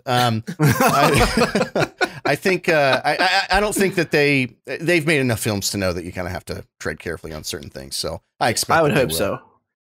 That's the thing. Like you said, you want it to be like a poignant movie that like maybe it's horror, but maybe it also says something valid about these terrible places, right, and not just be like a gore fest where they're just like messing up gay kids. Mm-hmm. I'm like that's exactly. I think well, no, but you want to see gay kids fucking up their captors. Yeah, absolutely. You want to see that turn. Like, but the thing is, like, realistically, to have this be a horror movie, you have to like look at like the final girl, right? Like the final girl in most great horror movies, they go through all this trauma and then they're finally at the point where they can't take it anymore. So in a movie like this, we're gonna have to see the final girl, the final guy, whoever they are, maybe multiple people, get to that breaking point first. So there is gonna be points where I don't doubt there's gonna be a lot of symbolism about a lot of the things that the LGBTQ community goes through. Mm-hmm. But once they get to that point, I think it is going to be like a empowering, like it's going to be taking the power back, essentially. Like, I think a lot of horror movies that do that well, Antebellum being one, Get Out being one, but you also have to keep it grounded in reality, even if it is like a sci-fi or a horror. You know, like they're not grounded movies to a certain extent. It depends on how realistic they go with this, because like you can drift pretty far from reality and still have those moments that come back and ground you, like in Get Out. He escapes from the family. He literally strangles the girlfriend who's still trying to fucking shoot him to death in the driveway. And when the cops pull up with Lil Rel in the car, he doesn't know it's Rel, and he puts his fucking hands behind his head. And that says it all. That scene right there encapsulates that entire fucking film in the one final scene before All's Well That Ends Well. Yeah. And it really just depends on the writing, because Blumhouse does a lot of decent stuff, but they also do a lot of just mindless teenager slasher horror. And there literally is a section on Shudder Boys that's called gay horror, where there's multiple iconic films. Well, I mean, low budget, but the message is there, where they kind of take the final girl motif and they flip it on its head, where it's the final boy, or it's it's something along those lines. And there's never one where the malice towards them has been targeted because of their sexual orientation yet, at least not that I've seen. Right. So I mean, it could be really interesting. It could be a colossal misfire if it's not handled properly, but. Yeah, I agree. All right, boys. We're at that time. We're about to enter main topic territory. Do you pee-pee? You guys get a pee-pee? Yeah, having a pee break. Yeah. I've been double fisting since an hour. I have heard the double fist, boys. Okay. Mm-hmm. All right. What? So, I don't know. What? You talking about butts? All right. Yeah, butt stuff. So you guys go pee-pee, and I'll do the shills. Okay. You always stay around longer than he does. Well, I gotta change my graphic, right? Oh, okay. What are we changing it to? Let me just sit with it while you change it. Mm-hmm. Well, I mean, it's not gonna be anything real crazy. Okay, so what's our first topic is Invincible, right? Yeah, okay. Oh, nice. Okay, so thanks for listening. This is your weekly break with Crud as your primary host. You can check us out on Facebook.com/TheCynicalNerd. You can check us out on Twitter at the Schmeg Nerd, SHMEG Nerd. I almost said .com. That's not how handles work.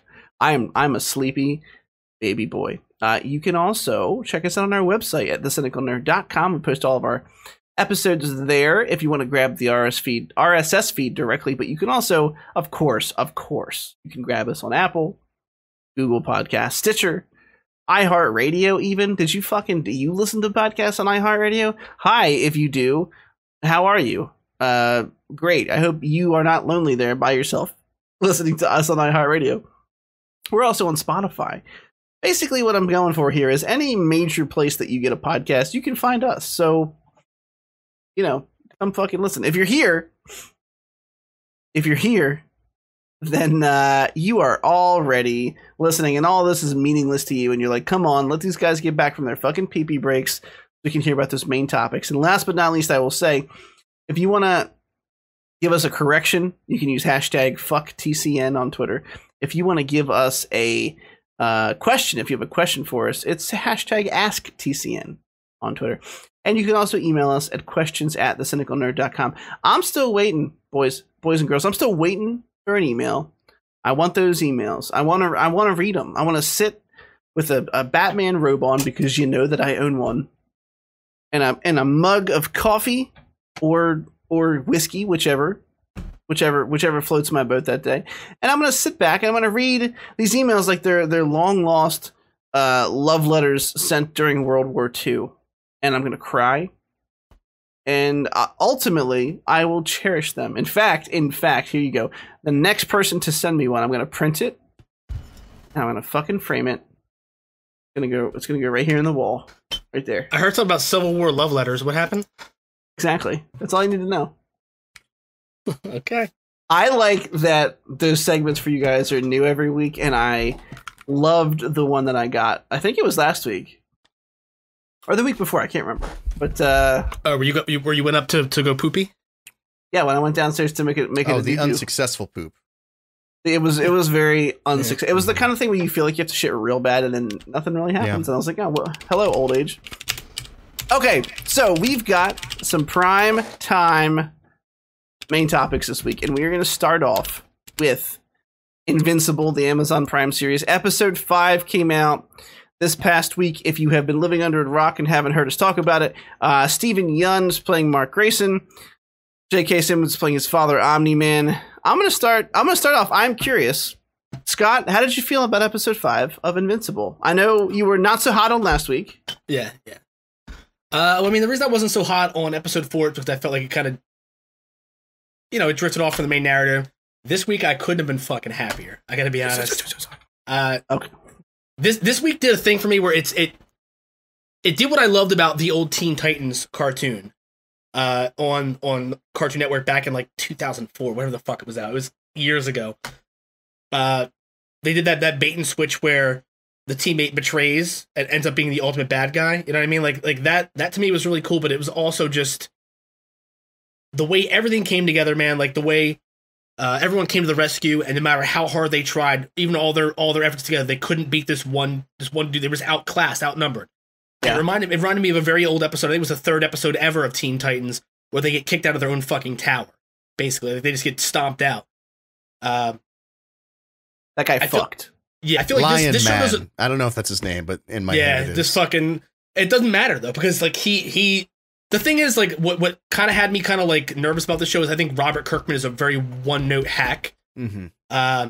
He is. I mean, like, but maybe not. But maybe it's just that he is willing to compromise all artistic integrity for money. Because you look at the Walking Dead television show. You're laughing, but I'm not even joking. Like, you look at the Walking Dead television show. It's gone to the point where all of his main characters are dead, and he's dragging out this alternate reality where Negan's the main. Well, he's not attached to it anymore, is he? I mean, it's done now, but Negan was up in there to the very final, like at least the second to last season, if not the whole last season. Yeah, because everyone else's contracts had expired. No one wanted to go back. Wait, I'm sorry. Yeah. Robert Kirkman is the one who made the comic, right? Yes, and he's also executive producer of the show. Yeah, I thought that they gave him the boot after like season 4 or some shit. I don't know. No, they had a bunch of showrunners come and go, but he was always been around. Mm-hmm. That's his baby. Yeah. But I mean, like, I was very nervous because of that, because of the awful taste that every season after season 2 of The Walking Dead left in my mouth. this, I mean, I don't know if it's the other people he's working with, or I don't know if it's because they're maybe sticking closer to the source material because it's not as, it's not as widely known narrative, but it feels like everything's building to something. It feels like everything has a purpose. There's no whims going on here.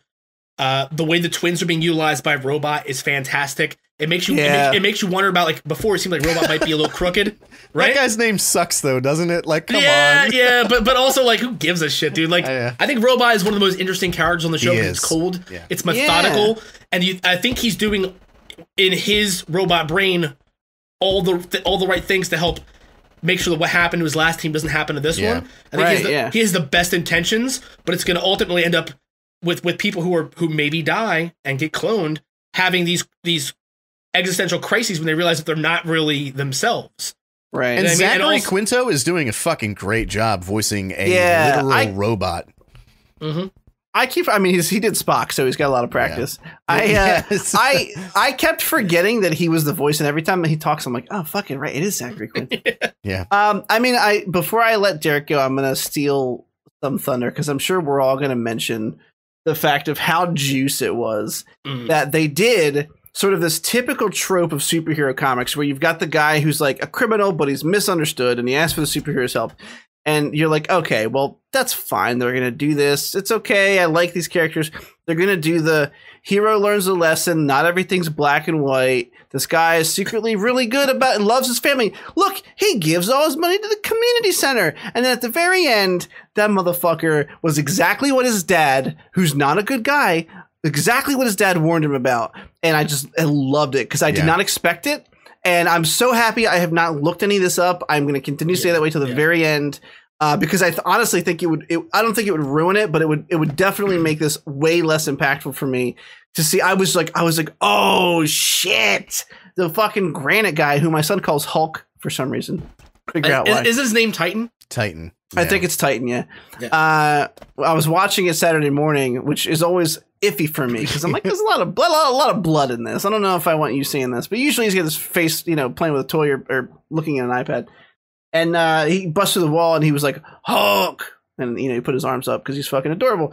You should have hit pause and then just gotten the belt right then and there. Like, we're gonna do this again and again until you say it right.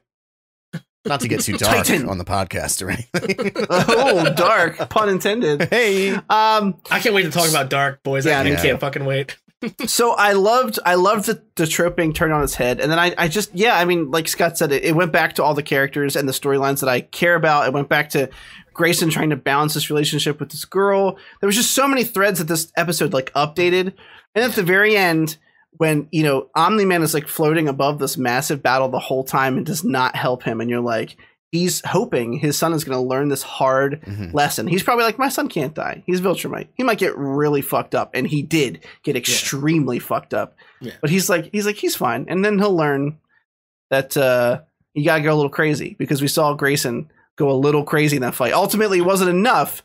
And maybe his dad's going to be like, you just got to do that all the time. From go in like you're just going to have control of it. Right? Like we're going to get that season 2 Goku Saiyan story out of this. But hopefully in a way that doesn't feel like it's stretched out for 45 years. Yeah. Yeah, that's true. Derek, I'm sorry. I just spoke a lot and I didn't get your opinion yet. How did you feel about this episode? Psych, I know how you felt about it. Tell me how much you loved it. It's my favorite one yet. I really can't say enough that I'm in love with this show. Like, truly in love with this show. Everything was great. You guys touched on most of the points that I wanted to touch on. I thought it was cool that you you touch them points. Just the way you touch them is good. But you got to touch them different though. They're gonna get a little stimulated. When I at least have 2 in me, so you can touch it again. I thought that the theme of the beginning, Robot basically telling I never remember the name of the teams, but that they were basically fighting as individuals together rather than Guardians fighting. Of the Globe. That's it. GOTG. You said it last week, I think. I think you jokingly said Guardians of the Globe, and we're like, yeah, no, that's right. You're like, I think they're like Guardians of the Globe or something. One of these out there. Now, he had said that basically they weren't fighting as a team. And then in the end, like they did. I like to see that kind of come back around. Like, what's his name? Rafi from the League, like, gave everyone his little infused things and duplicate, like, threw them at everyone. Like, it was cool to see that kind of come back around. The main thing that I like about this show, though, is that the good guys lose a lot. Like, oh my god, and they die. Like they just die. And the fucking part where Monster Girl or whatever her name is, yes, dude, and Robot has that like enraged chest Kamehameha. It was so and fucking it does almost awesome. nothing. Yeah. It does almost. The guy has like a 1st-degree burn on his shoulders. Like, you guys aren't even worth. Like, I'm not even gonna fucking kill you. Like, you guys actually it's suck. not fucking worth it. Yeah, yeah. Like that to me, like that hurt more than anything. Like the possible death. Well, I mean, the definite death of Monster Girl. The possible death of I don't think she's dead. Oh, I mean, she's dead, but they're gonna bring her back. Yeah, I don't know that she died. She might have been like clinging to life. She had no skin on her face before she went back to girl form. Here's my girl 2 form points. Looked okay. Here's my 2 points. One, we saw in episode 2, after the massacre at the end of episode 1, that the people showed up with their super high tech gear, and they had this whole scene where they said, like, normally we can actually save people from severe physical things, but we just got there a little too late. Okay, yeah, you're right. And then I think that it would be so dumb. Clearly, Robot has plans specifically for Monster Girl. Plus, they've been writing these characters so well. Yeah, come on, don't take them away. Why would they kill her before we even know what his plan is? Like that. I don't think they're actually going to kill her off, but I think we're meant to be like speculating over whether she was cloned. Yeah. Or whether she was revived. Because like Mark is very close to death when we see him, and they're like, we're losing him, and then it cuts, and you're like, no, you're fucking. Yeah. And even if you are, he's going to come back as a clone. It's like I think they're going to play with that very heavily in the second half of the season. Who's their genuine self and who's their clone self, and whether or not they can actually like assimilate back into the regular group. Like, because do you think that's interesting? Do you think the blue clone guy is really going to give Robot all of his secrets? You know what I mean? Like, what leverage does Robot have where this guy would do whatever he says? Yeah, it's interesting. So I mean, but also I don't even know Blue Guy's name. I don't know their fucking names. Also, though, Blue Guy is still one of my favorite things because the clone woke up immediately like, I was successful, and I'm like, fuck this guy. This guy's a piece of shit. Dude, how are you that smart and that stupid at the same time? That's what I'm saying. Like, even these dumb side characters, well, they're more than side characters. They're obviously being built up for something, but they haven't gotten like a lot of screen time in comparison to other characters. But like, you can't help but love them. They're so fucking goofy. So Robot is like a great character. I hate his design a little bit, but his actual action and character. He's like he has a man bun as a robot. I don't understand what the fuck's going on back there. It's funny. Zachary Quinto demanded it in his contract. If I don't have a metallic my robot will man have bun, a I'm man out. bun made of wires, please. But yeah, I loved it. Like, honestly, like 9 out of 10 episode. It was so good. It was very juice. I had forgot to mention. I'm glad I did because it allowed you to have some valid points that I hadn't already ruined. We've only met Monster Girl for like maybe 20 minutes of screen time total. Yeah. And I was visibly upset. Likeable. Yeah. Like not like into tears or anything, but like I was pretty upset when I saw that she was like fucking dead because her like the face was ripped off, and I was like, oh no. And I know that like we know that she's like 22 or whatever her age is, but I'm like, she looks like an 8-year-old girl. She's 25. 25. And I'm like, that's fucking crazy. Like, these are all very nascent early superheroes, besides the one dude, I forget his name, who lost his powers and came back. And the way that they just shattered his arm like a fucking twig. He's a bad motherfucker, though. Like the fact that his suit was malfunctioning and he just said, fuck it, like, I'm not gonna let I have to do something, and basically just threw him. Like, there's no way he expected to not get crumpled like paper. Yeah, he just threw himself in there. They crumpled him like paper. Yeah, but he threw himself at this invincible enemy to buy Mark a few seconds in case somebody else could intervene and actually do something. Yeah. Like that dude is a fucking leader. Like, I honestly don't remember his character's name. I don't either, but I like him a lot. I love the character, but also he's been on screen for 10 minutes total. Yeah. Out of like 4 hours so far, 5 hours so far, so it's like he was like, and Robot, and they're making us like him, and Robot is 100% going to kill him because you think so? He's gunning for that spot of leader, and Robot wants to be in control. So 100%, it's all intentional. They want us to love this guy, just so it hurts so much worse when they fucking decap him. They decap him. Also, listen to me. Do not Google anything about this show. I spoiled a very major character's death for me. By typing in their name, just because I wanted to find out information about him. And the first thing was name, death. Great. Thank you. Excellent. I did that about Dark for something. Yeah. But it's okay because it turned out to not be that severe. But I was still like, oh. Googling shit. Don't do it. Can I say, though, that Monster Girl being dead probably would be for the best, though, boys? She's had maybe 20 minutes of screen time so far. And, you know the Rule 34 wolves are probably already at it. Yeah. Oh, no. They're like, she's technically 25. She's technically 25. It's cool. You know what I mean? Like, I don't. It's like Kirkman wrote. You're her disgusting to be pieces the of dream. shit, and I want you all to get carpal tunnel and die. Like, it's like Kirkman wrote him to be like the Rule 34 incel dream of the internet. Like, he's like, no, but she's 25. yeah. Anyway, moving along. Next piece of news discussion topics for the week: The Falcon and the Winter Soldier, episode 4. So, what happened this week, boys?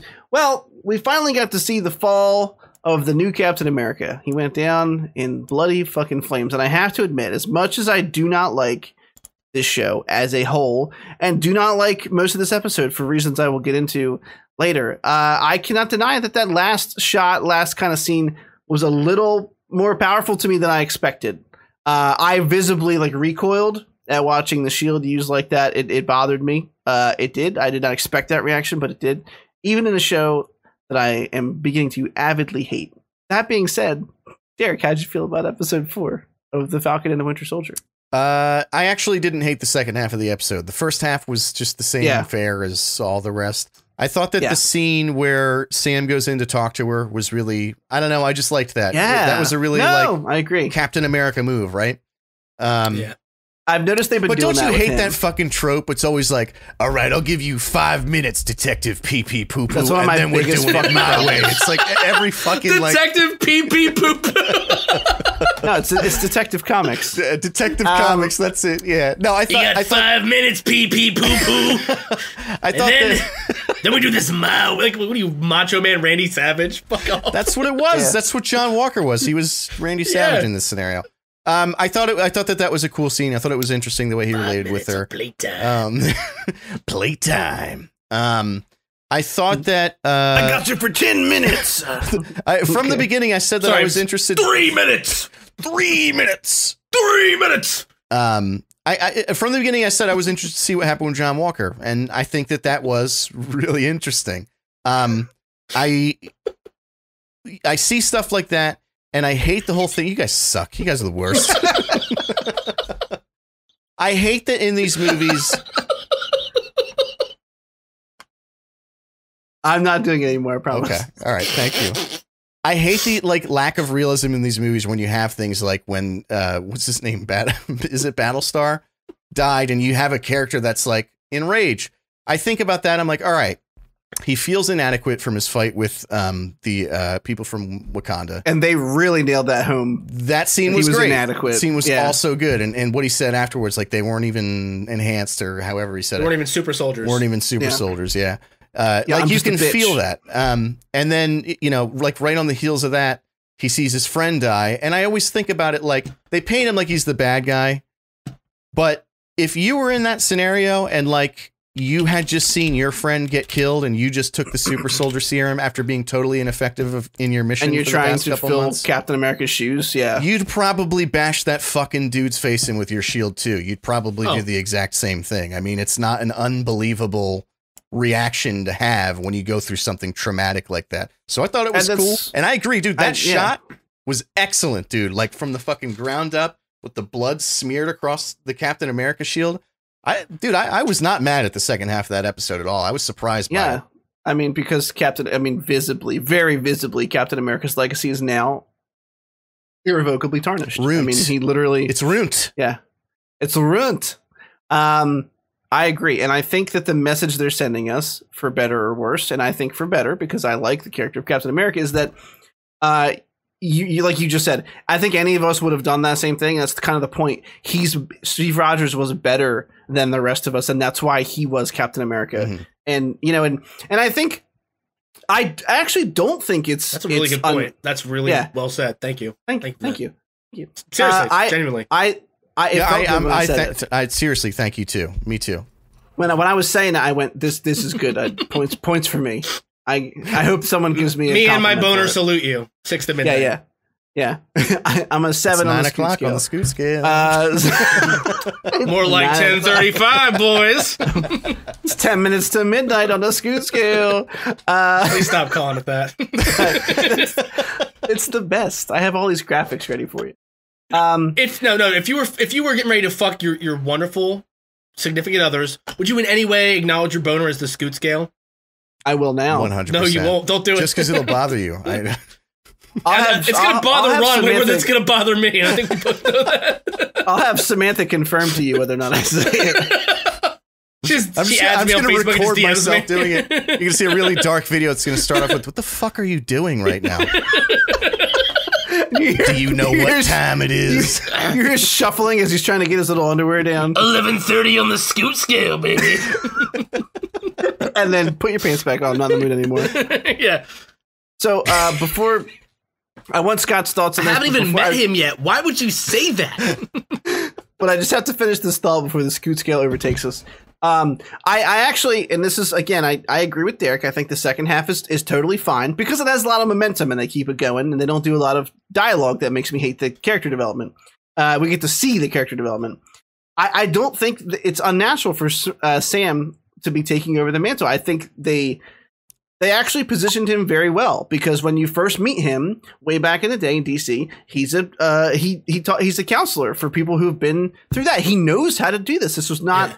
They weren't just. It's not like in the series they just went, oh, by the way, he's a counselor because they needed the backstory. They actually were smart enough, whether or not they meant to, of planting that way back when. Yeah. And I also agree. I thought that scene with him and Carly Morgenthau was very good, but I was enraged the entire time because you knew what was coming. So fucking clear that he was going to snap and he was going to come in right before there was a breakthrough, and she was going to go, I knew it was a setup, and run out. And I was so mad that they were telegraphing it so hard. Yeah, that's what this series has done as a whole, though. That's the problem with this series as a whole, is that we've talked about it before. I don't know if I said it in so many words, but the second Sam handed that shield over willingly, any hope for an interesting narrative from the start was removed from the equation. You know what I mean? Like this show should have been about him coming to terms with the weight of what it means to be Captain America, maybe feeling unworthy, but dealing with it while holding the mantle. I understand maybe at some point, you know, the shield being taken from him against his will and given to a new Cap. That would have been a much more interesting arc as well. This is the first episode where I've been all in, though. I still agree that a lot of the dialogue felt like it was insulting to me as a viewer, especially someone who's watched. Like, I mean, I've seen all of them. You know what I mean? Like, I was a stan for the MCU for a little bit, and now I'm a Stan Marsh for the MCU, where I need to chug a bottle of Jameson before I watch a single fucking episode of this dog shit. This is like if someone made a concoction of dog shit, horse shit, and like whatever came out of Chris Farley right after he died. You know what I mean? Like, yeah. You know, I've heard doing cocaine backs you up a little bit, so there was probably like about 4 years worth of Hardys coming out of that man upon death. Yeah. Sorry, that guy took horrible. A big shit. But I feel like Wyatt's not doing a bad job. He's supposed to play an unlikable character. He's supposed to play somebody who doesn't in any way compare to. I'm just thinking about Chris Farley's shit now. It's not like it's just right on front. I can't get out of it. Chris is my favorite thing ever, where he cries and takes his glasses off. Whenever I make Chris cry and he's like completely silent, like that's enough dopamine to get me through an entire week. Like, I'm not going to kill myself this week, boys. We're good. We're good. Confirmed. It's a lot cheaper than therapy, too. Yeah, really. You're welcome. It got funnier and funnier the more I thought about it. It would be like a cartoon. Like the fucking coroner comes over and like pushes on his tummy and it's like a faucet of shit just comes out. Rip, rest in peace, Chris Farley. What kind of idealist cartoon world do you live in where like he has to push in his tummy for that never-ending Hoover Dam collapse of a shit to come flowing out? I'm picturing the scene where Beavis and Butthead like destroy the Hoover Dam and like Hank, not Hank Hill, but Hank Hill's motorhome gets washed away in the floodwaters, but with Chris Farley poops. We're talking Carl's Jr., Hardee's, a lot of Taco Bell, probably a lot of bourbon whiskey. all solidified by a solid wall of calcified crack rock that just flew. Yeah, really backed stuff up in there. It's okay. Right, so, he died in the 90s. We determined that with the Kurt Cobain thing. Kurt Cobain's entire lifespan has happened since Kurt Cobain died. It's okay. Reminds me, boys, next week is our 27th episode. It's our 27 club. Oh, it's our 27 club. You know what that means we have to do? We can either play Sudoku live on podcast or perform seppuku live on podcast.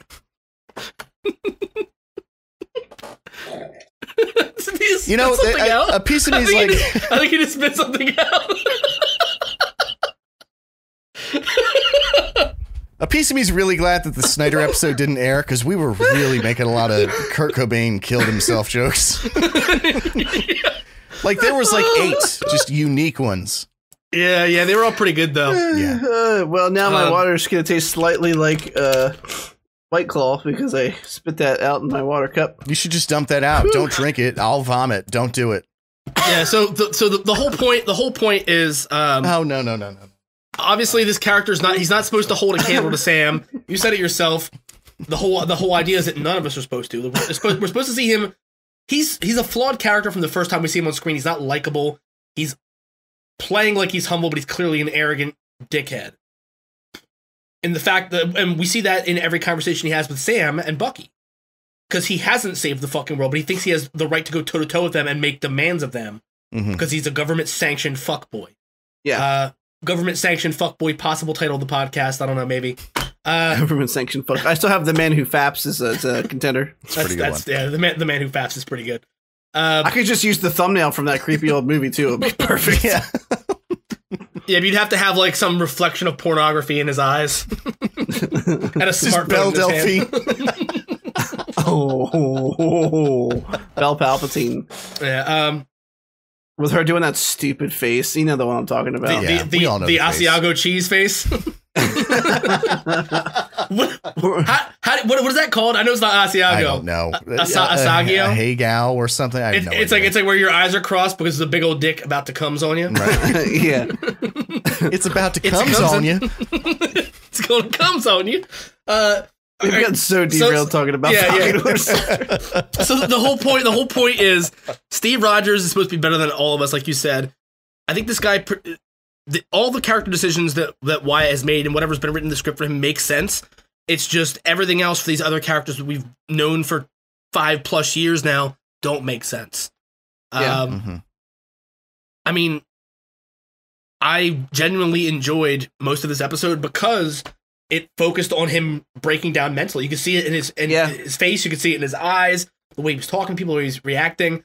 And the fact that he saw Zemo trying to stomp on all the serum and made a decision to... Yeah. Didn't he, like, he knocked him out with a shield. He, like, threw the shield and knocked him unconscious. Dude, he's a great actor, too. That's fucking, what's his name, son? Kurt Russell's son, which I didn't know until like 2 weeks ago. Yeah. I mean, I think that character is well written, but we're supposed to dislike him. Yeah. Yeah. And like you said, man, that scene, like, my only complaint is that it wasn't more visceral when he was beating the guy to death. They should have shown more than what they maybe, like, not the blood specifically, but they should have shown the impact, the first few impacts before shit got real gory, because like that was an iconic image to see him stand up with blood on the shield. That to me, like, that rings true of like what a great comic book cover would be. For like a Captain America Dark Turn kind of thing. There might have even been one in that vein when he was revealed to have been an agent for Hydra in one of their alternate realities. It kind of reminded me of something like that, but yeah, I actually made a note on my phone to say that, like, this, I didn't like this episode again. I mean, the end was good, but really what I took away from it was, despite the series overall, the guy playing New Cap, Mr. Russell, I guess, it's been put in work. Like, I think he's been doing a really good job as an actor. And I felt like the the turn is extremely believable. Like, as much other stuff that has been rushed, like Bucky's decision to bring Zemo out of fucking prison within 10 minutes of showtime. Yeah. Despite all that's happened between them. I feel like they've really earned his turn. And I do feel like he started out with the best of intentions, and now where he is makes total sense to me. And it was I don't care about his, sounds cold-hearted, but it's true. I don't care about the character of his compatriot. I forget his name again. Hoskins or something? Battlestar. It's just such an underwhelming name. I didn't really care about him, but when he got fucking killed, and you're like, holy shit, I was like, oh, okay, that's gonna turn him a little bit. Well, the thing is, we weren't given any reason to care about Battlestar. Right. I don't know. I disagree with that, because I think that he was. I totally cut you off. I'm sorry. Give me 2 seconds. No, you're good. He was, but I already have a retort in the chamber for you. He was like, we can spin the Russian roulette and Kermain this shit if you want to. He was like, I think that his center, sort of. So whenever he started to have like existential questions, Lamar kind of brought him back. So once you remove him from the equation, now he's just free to go off the rails. Yeah. I mean, well, that does make sense. But my counter argument was that they didn't give us much reason to care for New Cap or Battlestar. Mm-hmm. They both are treated as if they're just these impeding tertiary characters that we're forced to put up with. Mm-hmm. Up until this point, they've been shown as useless, right? Because every time they've been in a scenario where they've showed up to help, they've also been they haven't gotten any results. They get taken to the bone zone. Yeah. We see them on the two tractor trailer trucks that are traveling at 25 miles an hour. Shortly after Bucky and Sam are thrown off the truck, so are Battlestar and New Cap, whose name I don't even fucking remember. I'm just gonna call him Wyatt because that's his actual name. It's John Walker, but Wyatt works too. John Walker, yeah. John. All right, we'll call him Walker. Texas Ranger. Texas loser, fucking virgin. John Idiot Virgin Loser. Got him. Roasted by the Cynical Nerd podcast. No, but like every time we see them, they're not accomplishing anything. Like there's all this puffed out chest walking, like they're hot, like he's hot shit because he's a New Cap, but we see him getting no results. And he's just signing autographs. Yeah, and you literally see him at one point say to Battlestar, like, well, we have no lead. Let's follow someone who has a little bit more traction. Acknowledging that Bucky and Sam are more qualified because they're not entangled with the US government, but also because they have more experience and they're better at what they're doing. He literally acknowledges that they're going to trail people that he knows are doing a better job than they are in hopes that they can latch on to what they're doing and take credit for it eventually. Yeah. He's hungry to not just emulate Cap, but get the same respect Cap had. He wants to prove himself. Yeah, but he's willing to do anything to do that, whether it's disingenuous or not. And again, like you said, that to me was foreshadowing. That was part of why I liked this episode more, because the entire episode felt like up until this point we've seen him be kind of shitty and kind of like useless, but this whole episode felt like a natural transition to him losing his shit and being full blown US agent. I have a question for you guys before we transition away. They clearly set up in this episode, along with the whole, like I said, very well earned. He's good at talking people down, and he wants that approach first, which is a great quality in a Captain America. But they clearly set up, Zemo says, would you take it if you could? The super soldier serum says no, and Zemo says, oh, no hesitation. That's good. Even Zemo believes him when he says that. And I had a question. So here's the thing. They've clearly been setting it up that Falcon can at least hold his own with these super soldiers because of his jetpack. Like, he's really comfortable with his equipment, and he's able to kind of, relay that into being at least somewhat effective in combat. Like, he uses the jetpack to power up his knees and his kicks and stuff. And you're like, okay, well, whatever. If you lost that jetpack, you're probably fucked, but you're doing fine. We know also he could probably break bones trying to do that against super soldiers. We've seen Steve Rogers get punched through a tank and get right back up. So we know, well, at least I know, I don't know if you guys know this, but when he takes the shield, which we know that he will because we've seen it in the trailer, he's practicing in probably his hometown with the shield and Bucky, which is probably going to happen next episode. I would imagine the government is going to go, John Walker, get the fuck out of here. People won't have on video of you killing someone. And then Sam's going to somehow get the shield back, train in the next episode, and then we have the finale. But do you think that Sam is going to somehow unwillingly be given the super soldier serum? No. Or do you think they're just going to keep him with his gear and the shield? And I think Sam's going to have to take the serum because U.S. agent, former Cap, already has taken it, as well as 7 Flag Smashers. I think he's not going to have a choice. I think we're going to see... Well, that's what I meant. Do you think ultimately he's going to end up with it? I mean... Because they've already set up that he doesn't want it. I mean, he doesn't want it for himself. I think he feels complete and confident in who he is and what his capabilities are. But I think we're going to get to a point where maybe everything's going to be hanging in the balance and he's going to have to take something. You know what I mean? Like, I feel like that's the only way they can introduce, like, if he's going to be the new Cap, he has to be a super soldier. Because if like he's doing fine against super soldiers, but again, he's just likely to break his fucking knee trying to shatter one of their jaws, because we've seen super soldiers, and it's possible that the serum that they're using on these Flag Smashers and that new Cap is getting, that John Walker's getting, isn't as pure or nearly as strong as what fucking Chris Evans got. God, I always forget his fucking name. Yeah. So many Chris's to keep track of. I know, right? So many Chris's. What Steve Rogers got, right? Like, Steve Rogers got we saw Steve Rogers get injected with like 8 vials of shit. And these people are getting injected with 1. So, I mean, it could be a thing where volume's an issue, like how much of the serum they're getting, whether it's like as pure as the original, the OG. It's all maybe nerd. They've just refined it. Yeah, I don't know. They can do whatever they want. Yeah, it's all fucking nerd semantics that don't fucking matter. Especially in a show like this where like I'm hanging on by a thread. I give a fuck by this much. And it's mostly because Anthony Mackie, I think, is a fantastic actor, even handed dog shit scripts. I think he's believable in almost every scene he's in. He's likable, even in a bad show. I love Anthony Mackie. If you guys haven't seen Altered Carbon, though, watch Altered Carbon. He's fucking fantastic in Altered Carbon. I do have to finish that.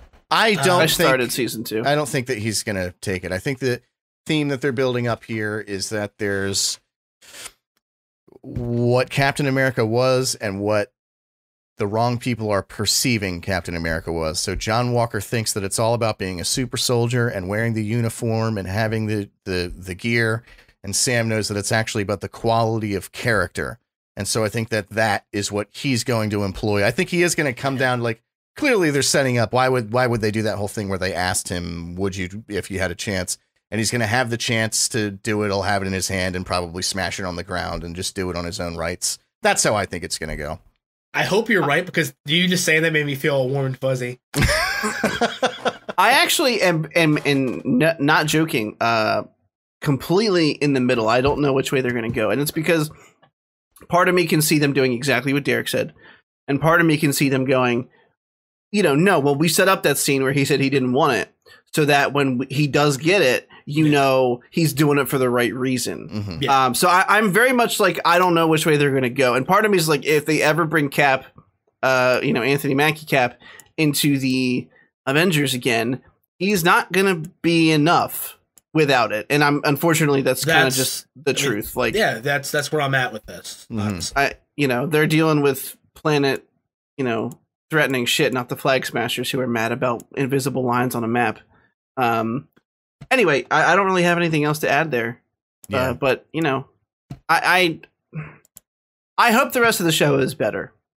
Maybe I didn't like the setup and how they're going to get there. I hope the resolution is good. There's a rumor there's going to be a big cameo next episode. Yeah. I'm never believing that shit ever again. Well, no. I agree. I still think that we're seeing a repurposing. I think something was supposed to happen. Something was supposed to happen in WandaVision because the order got switched. We're now going to see something, and we'll probably see a post-credit scene. I will bet you a Steam game of your choice to either one of you. Whoever takes the bet first gets the bet. I will bet you a Steam game of your choice up to a $60 value that we get a post-credit scene at the end of this that somehow ties back into WandaVision, because things were shot and meant to be released in a certain order and they weren't. So there's something that we were supposed to see in WandaVision that we didn't. We all agree it felt disjointed. We all agree that the ending felt like there was something missing, and that it all kind of tied itself up too neatly, and as a result felt like it didn't really matter. I'll take the bet, because I don't think it'll tie into WandaVision. I think there will be a post-credit, but I do not think it'll tie into WandaVision. You don't think in any way it's gonna it's gonna be connected to WandaVision? That's not fair. All the movies are technically connected. Well, I mean, I'm not saying it's gonna be a direct scene from like with Wanda like fighting somebody, but I'm saying like there's gonna be something that was cut from WandaVision that we were supposed to have seen earlier. That's gonna be repurposed as a post-credit scene in this. I don't know what context it's gonna be, but I will bet a $60 Steam gift. Well, can you buy $60 Steam gift cards? No, you can only buy 50. We'll make it 50. We'll make it a 50 one. And I will extend that bet to I'll take it. All right. Sick. I think it'll have an end credits. I don't think it'll reference. Now the thing is, Derek, as an impartial person on this, you have to dictate what you think is and is not. Yeah, it's up to you. No pressure. Yeah. You decide. Oh, like if it fits that criteria. No, I got you. Yes, okay. Yeah, sure. Yeah, your sense. Ultimate judge, jury, and executioner. All right. Ex-a-pooper. And if it, and again, keep in mind they did reference Cliff Barton in the final episode of Wanda, and he wasn't there. I just heard Cliff farting when you said that would not count. That would totally count. Yeah, that would totally count. If they reference Cliff Barton, you're tying that to WandaVision. Well, no. If they show where Cliff Barton was during WandaVision, or if they were talking, the dude was on the phone with Cliff Barton. Fair. Yeah. He was on the phone with Cliff Barton. Like, Cliff, can you get? And the Cliff just never shows up. Something was supposed to happen in WandaVision that is being repurposed for the end of this. If it's like the other side of that conversation, sure, I'd give you that. I mean, it could be Cliff Barton could be windsurfing in Hawaii, be like, on my way, bro. Like, it could be fucking. Yeah. No, I'm not busy. I'll come. I've been pretty bored actually. If they just show him doing some shit somewhere, you're gonna go WandaVision. Get the fuck out of here, bro. Okay, this is Derek's call. This is Derek's call. It's Derek's call. It's Derek's call. But I would also say to remove him from any weird scenario, we could put it to a vote on Twitter. That's fair. That no one will answer because fuck you guys. You don't like us that much. Yeah. All right, we have two things left to talk about. One of them we're going to spend, I would say, sub 5 minutes on. The other one we'll probably spend the rest of our time. Let's go lower than that. Let's go lower. Yeah. So Scott recommended we watch, not recommended, because he hadn't seen it. And we've talked about this before, but we did the same thing. We fell into the same trap, which is that you hadn't seen the movie you were recommending. So we had two choices last week. I'm very proud of you for that. Thank you. Arch Enemy starring Joe Manganiello. Sure, I think it's right. I don't know. Manganiello. Yeah. God, this movie was terrible. Look, here's the thing. I warned both of you. I told you both. Let's watch anything else. No, I watched 100%. I watched it the night of our last podcast recording, and I think I messaged you guys that night at like 3 a.m. like, hey guys, let's not do this. Save your money. Let's watch sometimes anything else. We got to watch some stinkers, and what we're doing. Sometimes we got to go down with the ship. Yeah, we gotta go down with the shit. I'm sorry to keep interrupting you. we got to watch it so that the listeners don't have to. This is one we did this for you guys. You guys really can miss. You can miss this one. Very low production value. We collectively took it on the chin for you. Imagine the three of us on our knees, and you have to share your load between the three of us. You could see kind of what it was going for, but podcast episode image. No. Obviously, Derek gets the first rope. I don't know why. His beard just looks inviting. Right, yeah, it'll soak a lot of it up. No, that's a greedy beard, man. We're not getting any ropes if he gets the first one. This is going to keep taking. First rope is the biggest. It's just science, baby. Scott gave away his role as the hungry porn star who's trying to get some. I'm just trying to make a name for myself, man. It's hard to stand out, especially in the gay porn circuit. You gotta have the hungriest hiney to become famous there, I believe. I will give this film one compliment, and it's not really a compliment. In fact, it's not a compliment. Don't you do it. This movie did what K-Pax tried to tease out of my soul, which is that they made this thing about is he or is he not actually crazy, and then they actually paid it off. Whereas in K-Pax, they were like, I don't know, maybe he is, maybe he's not. End of the movie. This one, they actually, no, full blown. He, spoiler alert, he was. You gotta give Joe Manganiello that he also never sucked off any young children that were the star of Star Trek. Props. Yeah, we might be seeing Kevin Spacey next week in our podcast. It would have to be episode 16 or before that for him to show up. Oh my God, Scott, with the fucking banger. Pretty good. This movie just felt like it was making fun of homeless people, though. I have to say, like that's what it was. It's like, what if the crazy homeless guy was telling the truth? It's like, all right, yeah, go feed him whiskey and beer, and he'll tell you crazy stories. Yeah, like I don't know. It was just. It felt like a movie, like an exploitation movie that was blatantly about exploitation. Yeah. You know what I mean? Like it was hobo with a shotgun without any of the fun. Is what it was. Without the shotgun, you need the shotgun. Yeah. You need it. Yeah. And the thing, like the whole plot is that this young kid who wants to be famous, who wants to write for like this zine or whatever the fuck it's supposed to be. Let's be honest, it's BuzzFeed. Let's be real. Yeah, it was BuzzFeed. It was fictional BuzzFeed, but also probably a little bit more. Well, a little less disingenuous than BuzzFeed, right? He just tails this homeless guy, feeds him booze and chicken nuggets, and just the one part that had me, by the way, the one part that had me like really like cringing was he had like the facts about him, where he his pee is electric, and it's all this, and just like why? It's a fist fact. Sorry, fist fact, of course. You're welcome. I watched it last night. I warned you. I told you both not to do it. Full transparency. So Scott told us immediately not to watch this film. So I am drunk, but I'm not sorry. You shouldn't be. We took the grenade for everyone else. Yeah. We did a noble thing. Do you know how much it takes me to be Steve Rogers, drunk and not apologize about stuff? Do you understand what a people pleaser I am? I'm not sorry. This movie's fucking terrible. You were warned. What I'm saying is, Derek and I fell on the grenade. We're all Steve Rogers, and we could all be the next Cap. It's true. Well, speaking of falling grenades, I did fall on one for both you gentlemen last night. We didn't review. We talked about a show now streaming on HBO Max called The Nevers. Oh, yeah. Which was originally produced by Joss Whedon. And I watched the first episode in its entirety sober last night. I need you to give me the 30-second review so I can please get to dark. Yeah.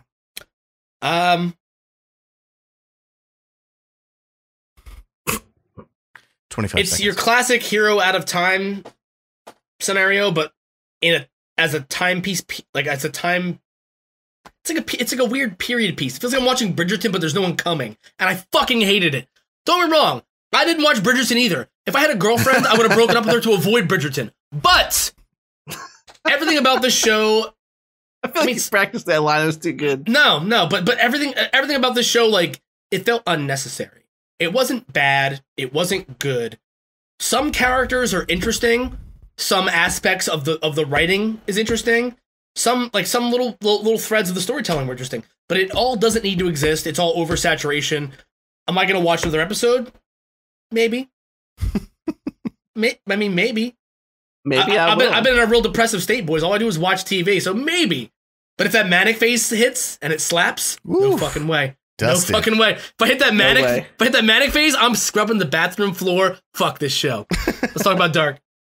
All right, cool. So we have sort of a surprise review in that Derek's been just kind of saying like, you guys should really watch it. I think you'll like it. Just not all the time, but over the course of the past few months of knowing each other. Well, these guys have known each other much longer than myself.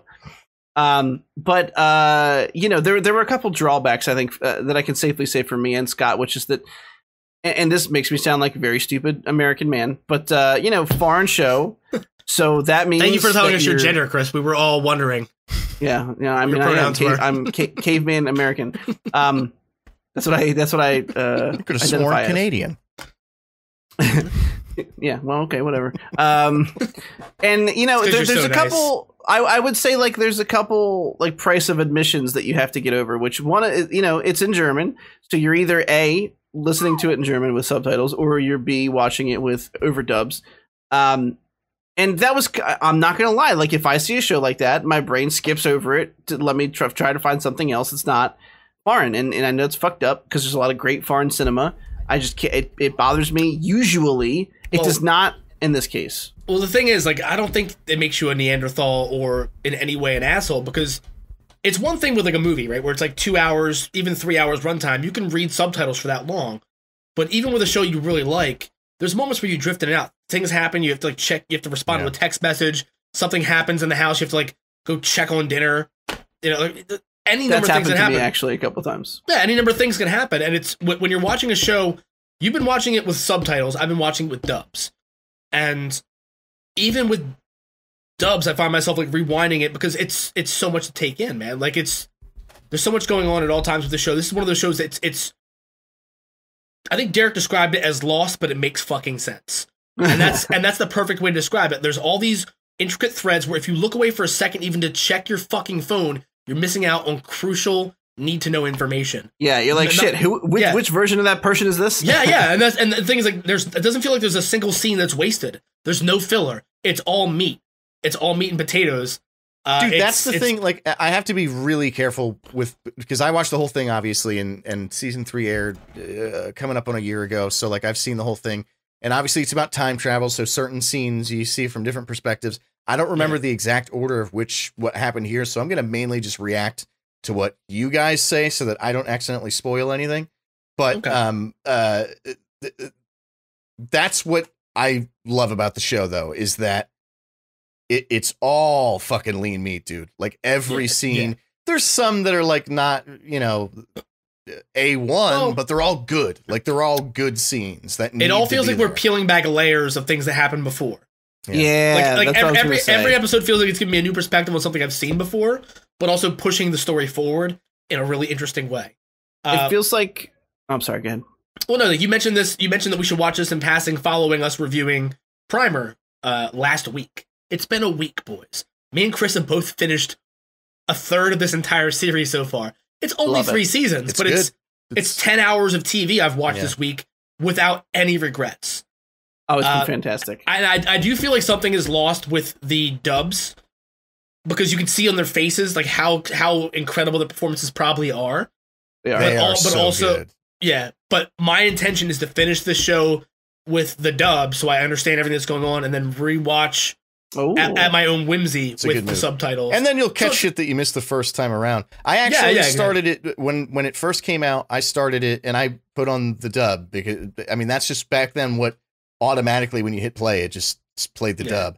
And it's like 10 hours of subtitles just seems overwhelming. Yeah. But and then ultimately I went like, let me look. And for a dub, usually dubs are like unbearably bad. But for a dub, this one's actually pretty good. I remember thinking it's not bad. But ultimately I went back and just some of those actors' voices are so fucking sultry and chocolatey. Like I just had to. My man loves his audio. What's that? I said, my man loves his audio. Go figure someone who has the most beautiful baritone, silky smooth. Like if your voice was a woman, she'd be thick with 3 C's and I'd be begging her to sit on my face. Just let me tell you. Nice callback. Would it be 1996 Jennifer Connelly? Would you classify it that way? Yeah. I mean, as long as it wasn't another ass pressing a dildo into her ass, yes. Yes. But anyway, it's I actually think that's a really good idea because then you can get the first pass, you get the meat of the story. And then you can actually see. I can focus on really performances actors, and without worrying about like whether I'm missing story beats. Because the thing is, like, this is a show that's like it's shot beautifully. There's a lot of environmental storytelling too. Like blink and you'll miss it shit. So somebody with ADHD, this is my worst nightmare. But it's so good that I find myself like catching myself fucking off and rewinding like 5 minutes worth to rewatch something I already listened to. Because I want to see everything that's happening. I actually one thing I want to throw out before I totally take the back seat for a minute. It's up to you guys. I feel like this show is so fucking good that maybe we should impose a major spoiler ban just for people who might want to watch it based on, because it's not like this is like the new Marvel movie, right? It's a German TV show. People might not have heard about it. I don't know. Maybe just avoid the major stuff. I mean, I can see where you're coming from. I also want to talk to both you boys about some of the major spoilers that blew my mind in the first season. Okay, then let's just throw a spoiler alert out. Well, I would say spoiler alert right now. If you have any inclination to watch this, do not listen to our conversation. It will ruin the show for you. Yes. But yeah, I mean, there's been 3 seasons. The last season came out a year ago or over a year ago. If you're going to watch it, I feel like Scott and I were the people who were like, we keep hearing it's good. We keep hearing it's good. Okay, we'll finally fucking watch it. So if you haven't beaten us to it, enter at your own risk. Yeah. Spoiler alert. But also, if you have not seen it yet, it's entirely possible with a very busy work schedule to binge watch the entire first season over the course of a week, because We both did it while also watching the worst movie I've seen since Willy's Wonderland, and also watching a bunch of other shit required for the podcast. So like, you can make the time probably. All right, favorite characters. Who are you guys' favorite characters? That's what I want. That's the juice that I want to sink my teeth into. Ooh. It's hard to pick. They're all tragedy so is the greatest. So let me just start off by saying, since we're in the spoiler section, everybody is so fucked up, and or at least has some fucked up situation thrust upon them. It's kind of a cop out because we've seen so much of him, but I have to say, like, Ulrich, I think right now is probably my favorite at the point that I'm at right now. Yeah, but Ulrich to me, I think, is one of the better characters. God, who's the guy with the fucking ear? I forget his name. Helge. Helge. Yeah. Helge Doppler. Dude, every time Helge's on screen, I just like want to cry. Like his whole life story is so fucked up. Like when I was in the group chat, I was like, "Holy fucking shit!" This episode, I was watching Ulrich beat him to death with a rock, and I'm just that like, was rough. And the thing is, like, and the thing is, in that moment, I hated that fucking kid. I wanted that kid to die. But then you like literally an episode later, you see like the layers being peeled back. You see like him being comforted by Noah. Yeah. Right. Noah. Noah. That's how I just say it in German. Noah. Wait, is Noah? No, Noah is the priest, right? The priest. Yeah. Yeah. Also, Adam is horrifying to look at. I have a feeling that Adam is somebody we've already seen at the very last stages of his life. Oh, so you've started season 2 then? What's that? You've started season 2? I don't think they show him until season 2. Adam, I think, is in the beginning of season 2, yeah. Yeah, I've watched like two episodes into season 2 with maybe 3. Okay, cool. Okay, yeah, cool. I think we're literally the same. I'm not gonna. My problem is I've digested so much in the last week that it's hard to remember where the line is. Yeah. But I won't. Aside from the I think the first season was perfect. Mm-hmm. We'll keep it spoiler free because we all know what we're talking about. The Mikkel. So fucking good, dude. Yeah, the Mikkel and the fact that we're still coming back to him and seeing him in the background of other phases of what's going on. Yeah. Even though like we've kind of seen like where his story goes for the most part, at least as far as we're aware that we're going to so far. I don't know if they're going to revisit it in different ways periodically throughout his life and show how he affected greater change in this giant cycle. Mikkel's story is heartbreaking. So sad, dude. Ulrich's 33-year stint is heartbreaking, but at the same time, like, he wasn't a good person.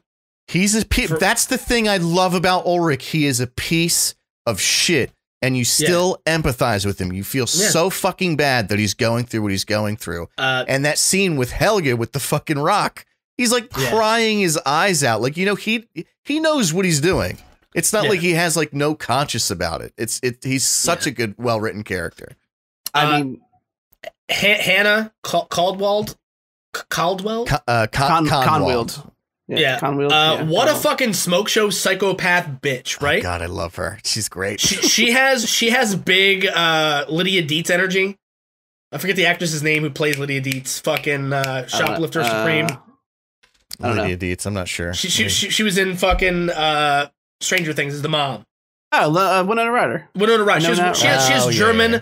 She has German Winona Ryder energy, and she could Winona ride my face until I suffocated and died, and I'd be okay with it. Her as a little girl is a sociopath, and seeing that flashback, and then seeing how like she's still trying to manipulate Ulrich's wife and destroy their marriage, even though she's already out of the picture. If she can't have him, no one can. That was fucking insane to me. And I'm hoping they're going to peel back layers and in some way make her sympathetic in the next 2 seasons. Because right now, like, as much as I love adult her, I want to drown little girl her in a river like I'm fucking, what's his name from Ongo Bongo? Fucking, fucking Danny Elfman. Danny Elfman, yeah. Tell me you can't picture Danny Elfman drowning little girls in a river. He wouldn't drown her. We don't want to. Oh, you better watch out. You better not cry. He would drown her, but maybe not in a river. You better. Oh no. For some reason, it's time for the percolator plays while he pisses into people's faces in my nightmare scenario. So, couple thoughts. Mm-hmm. Oh, Don Elfman's piss fetish, yeah. This entire conversation feels like we're all sitting at Texas Roadhouse, eating a bloomin' onion, peeling back those little juicy layers. I agree. I think the first season was just a joy. I think it was perfect. I think the way that it started and the way that it wraps up, like you said, there's so much tragedy in this town because of this time loop that they're stuck in. But Mikkel stood out to me as one of the, like, if there's a sad award, very nice, Scott.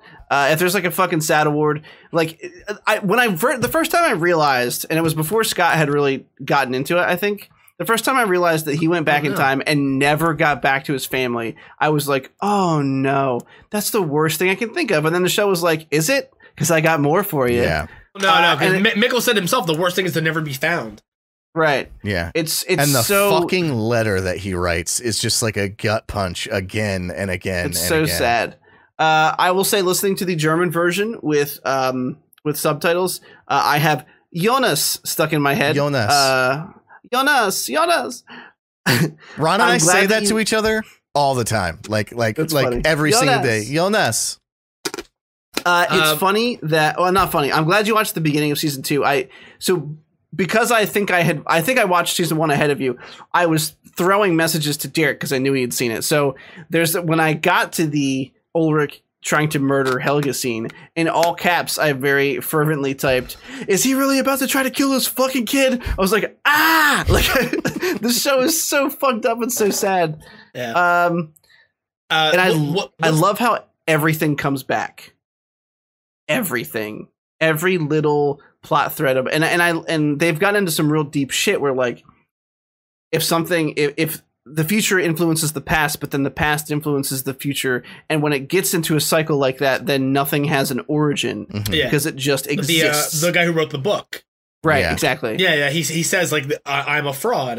This book's been brought to me hundreds of, like, it's been brought to my attention a bunch of times, right? But I never wrote this. I don't know where it came from, but I'm the author. But he also acknowledges at one point early on in the series, the first time they show him see the book, that there's only 500 copies in circulation. So somehow in 1984, or was it that? No, 86. 86. Before the internet, he knew how many copies of his book that he never wrote were in circulation, which is weird. Which leads me to believe that this man knows way more than we're seeing. We're seeing him as like this observer who's doing bidding behind the scenes so far. I feel like there's way more to that character than we've seen. At least I hope so, because they're kind of like hinting that he knows more than what he's pretending to know when he interacts with these people. You don't build a time machine and willingly just hand it off. Like, he's seen some shit. He might be fucking Adam. My prediction is that guy might be Adam eventually. Oh, fair. That's a good theory. I love how many times I've guessed something, in my head and then been wrong about it. Yeah. That's the kind of writing that's really surprised me. The thing I was talking about that I Googled was I thought I knew who the stranger was early in season 1, and I Googled it, and it immediately just said Jonas, and I was like, oh, fuck me. But it wasn't that big of a deal. That was a cool twist. I thought that was going to be Mikkel. I thought that was going to be Mikkel. I can't believe, like, what's funny is when you guys go back and rewatch it, you're going to see that, like, it is so obvious that it's Jonas. Like, they really don't even do a very good job of hiding it. But, like, the first time you're watching it, for whatever reason, I guess they just threw enough curveballs. Because you're so confused of, like, what's going on. I mean, this show's like, haha, obfuscate in smokescreen. I'm just going to tell you guys who my favorite character is throughout the entire show, and I obviously can't tell you why, but she gets way more screen time in season 2. Like, she becomes a much bigger character.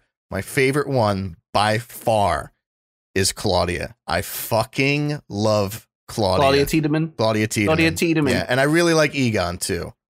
I think I'm starting to get in season 2 to some of her more screen time. I mean, they showed a couple things. Obviously, I don't want to talk about it because I know Scott and I are watching it. Well, no, Claudia Tiedemann is the lady who took over the. Don't Google. Don't do that. No. I'm saying she's the one who, like, took over the nuclear power plant. Yeah. In 86. Right. Yeah, exactly. Chris, can I ask you, like, what's the last episode you watched? I can actually tell you. I'll literally pull up Netflix and tell you what episode I was on. Let me ask you this: what's the last time period you saw Jonas in? That'll be the be all end all for us. The last time period I saw. Well, see, I don't know if that's a spoiler for you. Yeah, I wouldn't put it like that. Okay. Here's what I'll say. That's enough for me to know that we're at the same spot. Okay. The thing he was fucking with in the nuclear power plant, he went through, and now he's there. Okay, so he's in 1921. That's fine. Yeah. And the look on his face when he realized that it put him in 1921, perfect. Oh God, I can't wait till you guys finish this show. Oh my God, so look, we're running low on time here, but I will say, very low on time actually. We've been going for a fucking minute, boys. But I will say that although I think the first show, in a storytelling arc, is perfect, the show has made some mistakes. 2 of them I've seen. One of them is really not a big deal. The second one bothered me enough to message Derek about it. Scott, if you'll remember, there's a scene in season 1 where the dog Gretchen goes into the tunnels way back in the day, comes out to find adult Claudia. And I immediately went, how the fuck did the dog get through that tunnel? Remember the giant metal door? Yeah. How the fuck? And he went, yeah, no, that's a plot hole. I mean, like, what do you want me to say? Like, they don't explain it. Yeah, but the dog just comes through. Do you think Mikkel went through that giant door too? It's possible that we don't know exactly what created the tunnel yet. We're led to believe it's whatever toxic waste is being kept. Oh, I do. So maybe I'm a little further than you. Well, no. Like they say that it was. Well, all right. What created it was him using the machine to try to end it. At the end of season 1, is where they've left what they've left me to believe. At the end of season 1, they show Jonas using the machine, which he believes will, it will close the loop, but that's ultimately what begins the loop. Do you guys know what that machine is that Jonas got? I just want to make sure. Time machine. Okay, all right. I just wanted to make sure. So you guys know there's more than one method for them to get around. Well, there's been a couple. There's the door. And then there's the chamber they built above or below. I'm not sure. Above the tunnel. Mm-hmm. Above the tunnel, that like the energy, they tunnel it into that thing in the chair. And then there's the time machines themselves, which there are more than one in circulation because timey-wimey shit. Yeah. No, I don't know. I don't want to talk too much about season 2 because we're still pretty nascent stages. When we finish this, until the episode files are downloaded, I'm watching Dark. I was hoping you were going to. I can't wait to watch more of the show. Yeah. That's the biggest barometer for me, the biggest scoot scale, if you will, 0 to 10, is that I constantly, every time I sit down on my computer, I'm like, let's turn this shit on. I want to fucking see what's going to happen next. And I will tell you guys that a lot of people found that they liked it. Season 1, then they like season 2 the best, then they like season 3 the best. Personally, season 2 is by far my favorite. So you're in for a treat with season 2, 100%. Okay. I'm a little iffy on the future stuff because to me that feels like I was too at first. I'm all right with it now, I guess. But I'm just glad when we first get there, there's like drones, and I'm glad that they chilled with that. Like there's not really high tech shit flying around everywhere. I thought they were gonna do like robots patrolling and shit. Yeah, I was hoping we were gonna have like a fucking corny ass Terminator ripoff. Yeah. Like you remember one episode of Black Mirror where the woman gets chased by like a little robot dog for like 45 minutes? So dumb. And you're like, why doesn't she just fucking hack its head off with a fucking a rock or a stick or something? Like, yeah, it's still a fucking robot dog. By the way, the second instance of the show making a mistake, which is this is totally like production level mistake. It's not a big deal for the story at all. It's not a plot hole. There's a scene where Jonas is going through the tunnel in the wall to get back to the off limit zone. And you can clearly see there's rebar hanging down from the top of the tunnel, and he bumps into one of them, and you can tell it's foam because the fucking rebar moves like this when he hits it. And I sent the timestamp to Derek because I wasn't sure how far you were, but I'll send it to you. I was like, oh, you can see that shit bend real quick. Super stilly. It's not a big deal. And it says a lot about the show that's the kind of shit that I noticed because the show is just very, very well done. Yeah, that's nitpicking. Absolutely. And I wasn't even mad at it. I just thought it was funny. I was like, oh, look, I caught you behind the scenes shit. But I will stand firm and die on the hill that I don't think that the anomaly is contained to a singular passage. I think that if the dog and Mikkel could both vanish without them being physically shown walking that passage. I think maybe at certain points it can't be contained. It's another, like, you know what I mean? Like, we've seen it in raw forms where, like, in the future he's afraid to pass through because it's not stabilized. Mm-hmm. Who's to say that whatever manifestation we're seeing in the future in these caves that are like, it's one door, right? It's one door. You pass through a passage that's a Y intersection where you choose past or future, and then you merge out the same fucking door. That to me is a little like all right, I'll forgive it. I'm not crazy about that. I would have been more down with there being some kind of weird gateway that you can't see, you can't even recognize because it's this weird, inconspicuous cave. Mm-hmm. Where like you could end up in a time variance unknowingly. The fact that it's like calculated and methodical for certain characters, I think it's cool because they all have different origins of how they time travel. But using the cave to manually time travel, like, all right, went back 33 years. Let's go back and take the left passage again and go back 33 more years. That to me loses some of the mysticism. The three cycle. Never mind. Actually, I can't. Never mind. I was going to say, I've been a little confused, and maybe I just haven't done the math in my head yet, because it seems like they're coming into weird years now, and I'm not. Well, no, but it's because time has passed. It's because time has passed, and the difference is always 33 years. That's 33-year leaps. Veronica and I were wondering throughout, is that like, is there an actual static time across all things where like, does it open in 2019 and then you can go to 2016? I don't think so, because I think just once you go in 2020, now you went to 1987. Yeah, so it's just like all timelines sort of move. That's what I thought. Yeah, it's but I wasn't 33-year gaps no matter when you go through it. Yeah, like if we went through right now, we'd be in the 90s. That would be great. Well, late 80s. Yeah, late 80s. Okay, back to the year of my birth, and also some fantastic films. Yeah. Quick question: back to the year of your birth, would you try to maybe make out with your aunt? No, I wouldn't. Okay, good.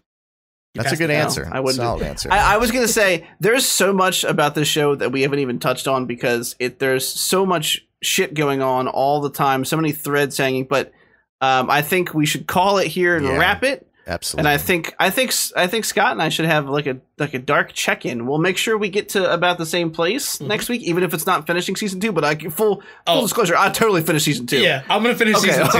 Okay.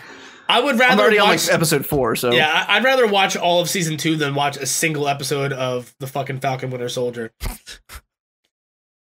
Burn. And so we're gonna do Knives Out, right? Because I sort of phantom snuck in dark, so we'll go with Knives Out, which Chris wanted to watch as well. I do want to watch that, but it wasn't my recommendation, so it's up to you guys. We have to just collectively. Scott said he's seen it, so it's basically you. Oh well, yeah, Scott's seen it, so it's you and me. I'll watch it. Yeah. Okay. High five.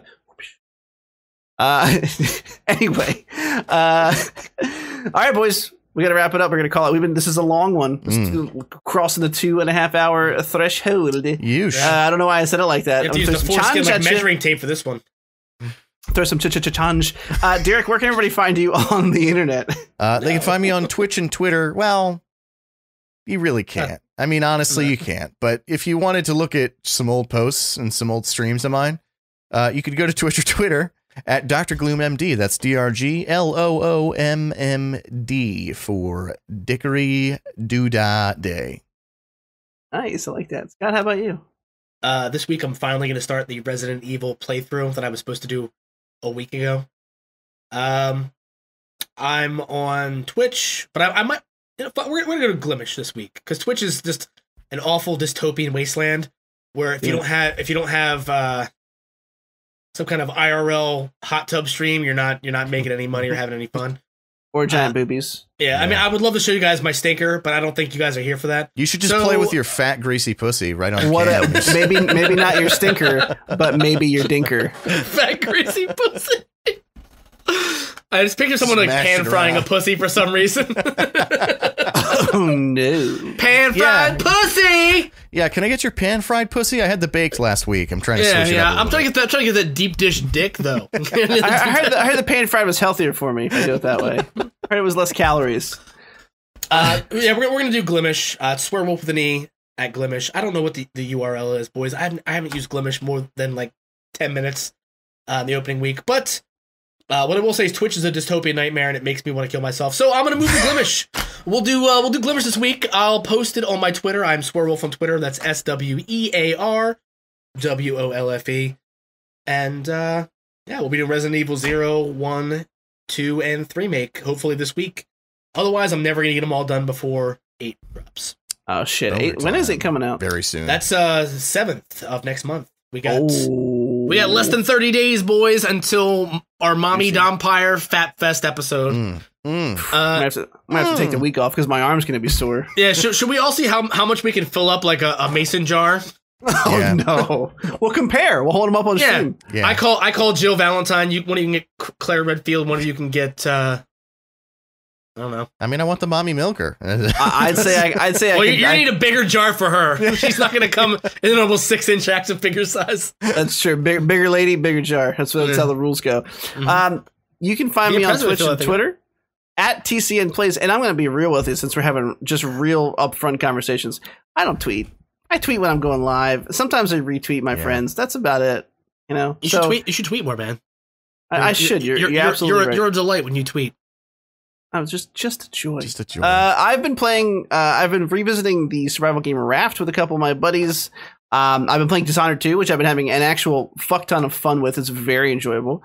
And, you know, I'm going to be trying out the Outriders demo. I think we all are. Oh, yeah. Maybe. Yeah. That's the thing for next week. We're going to...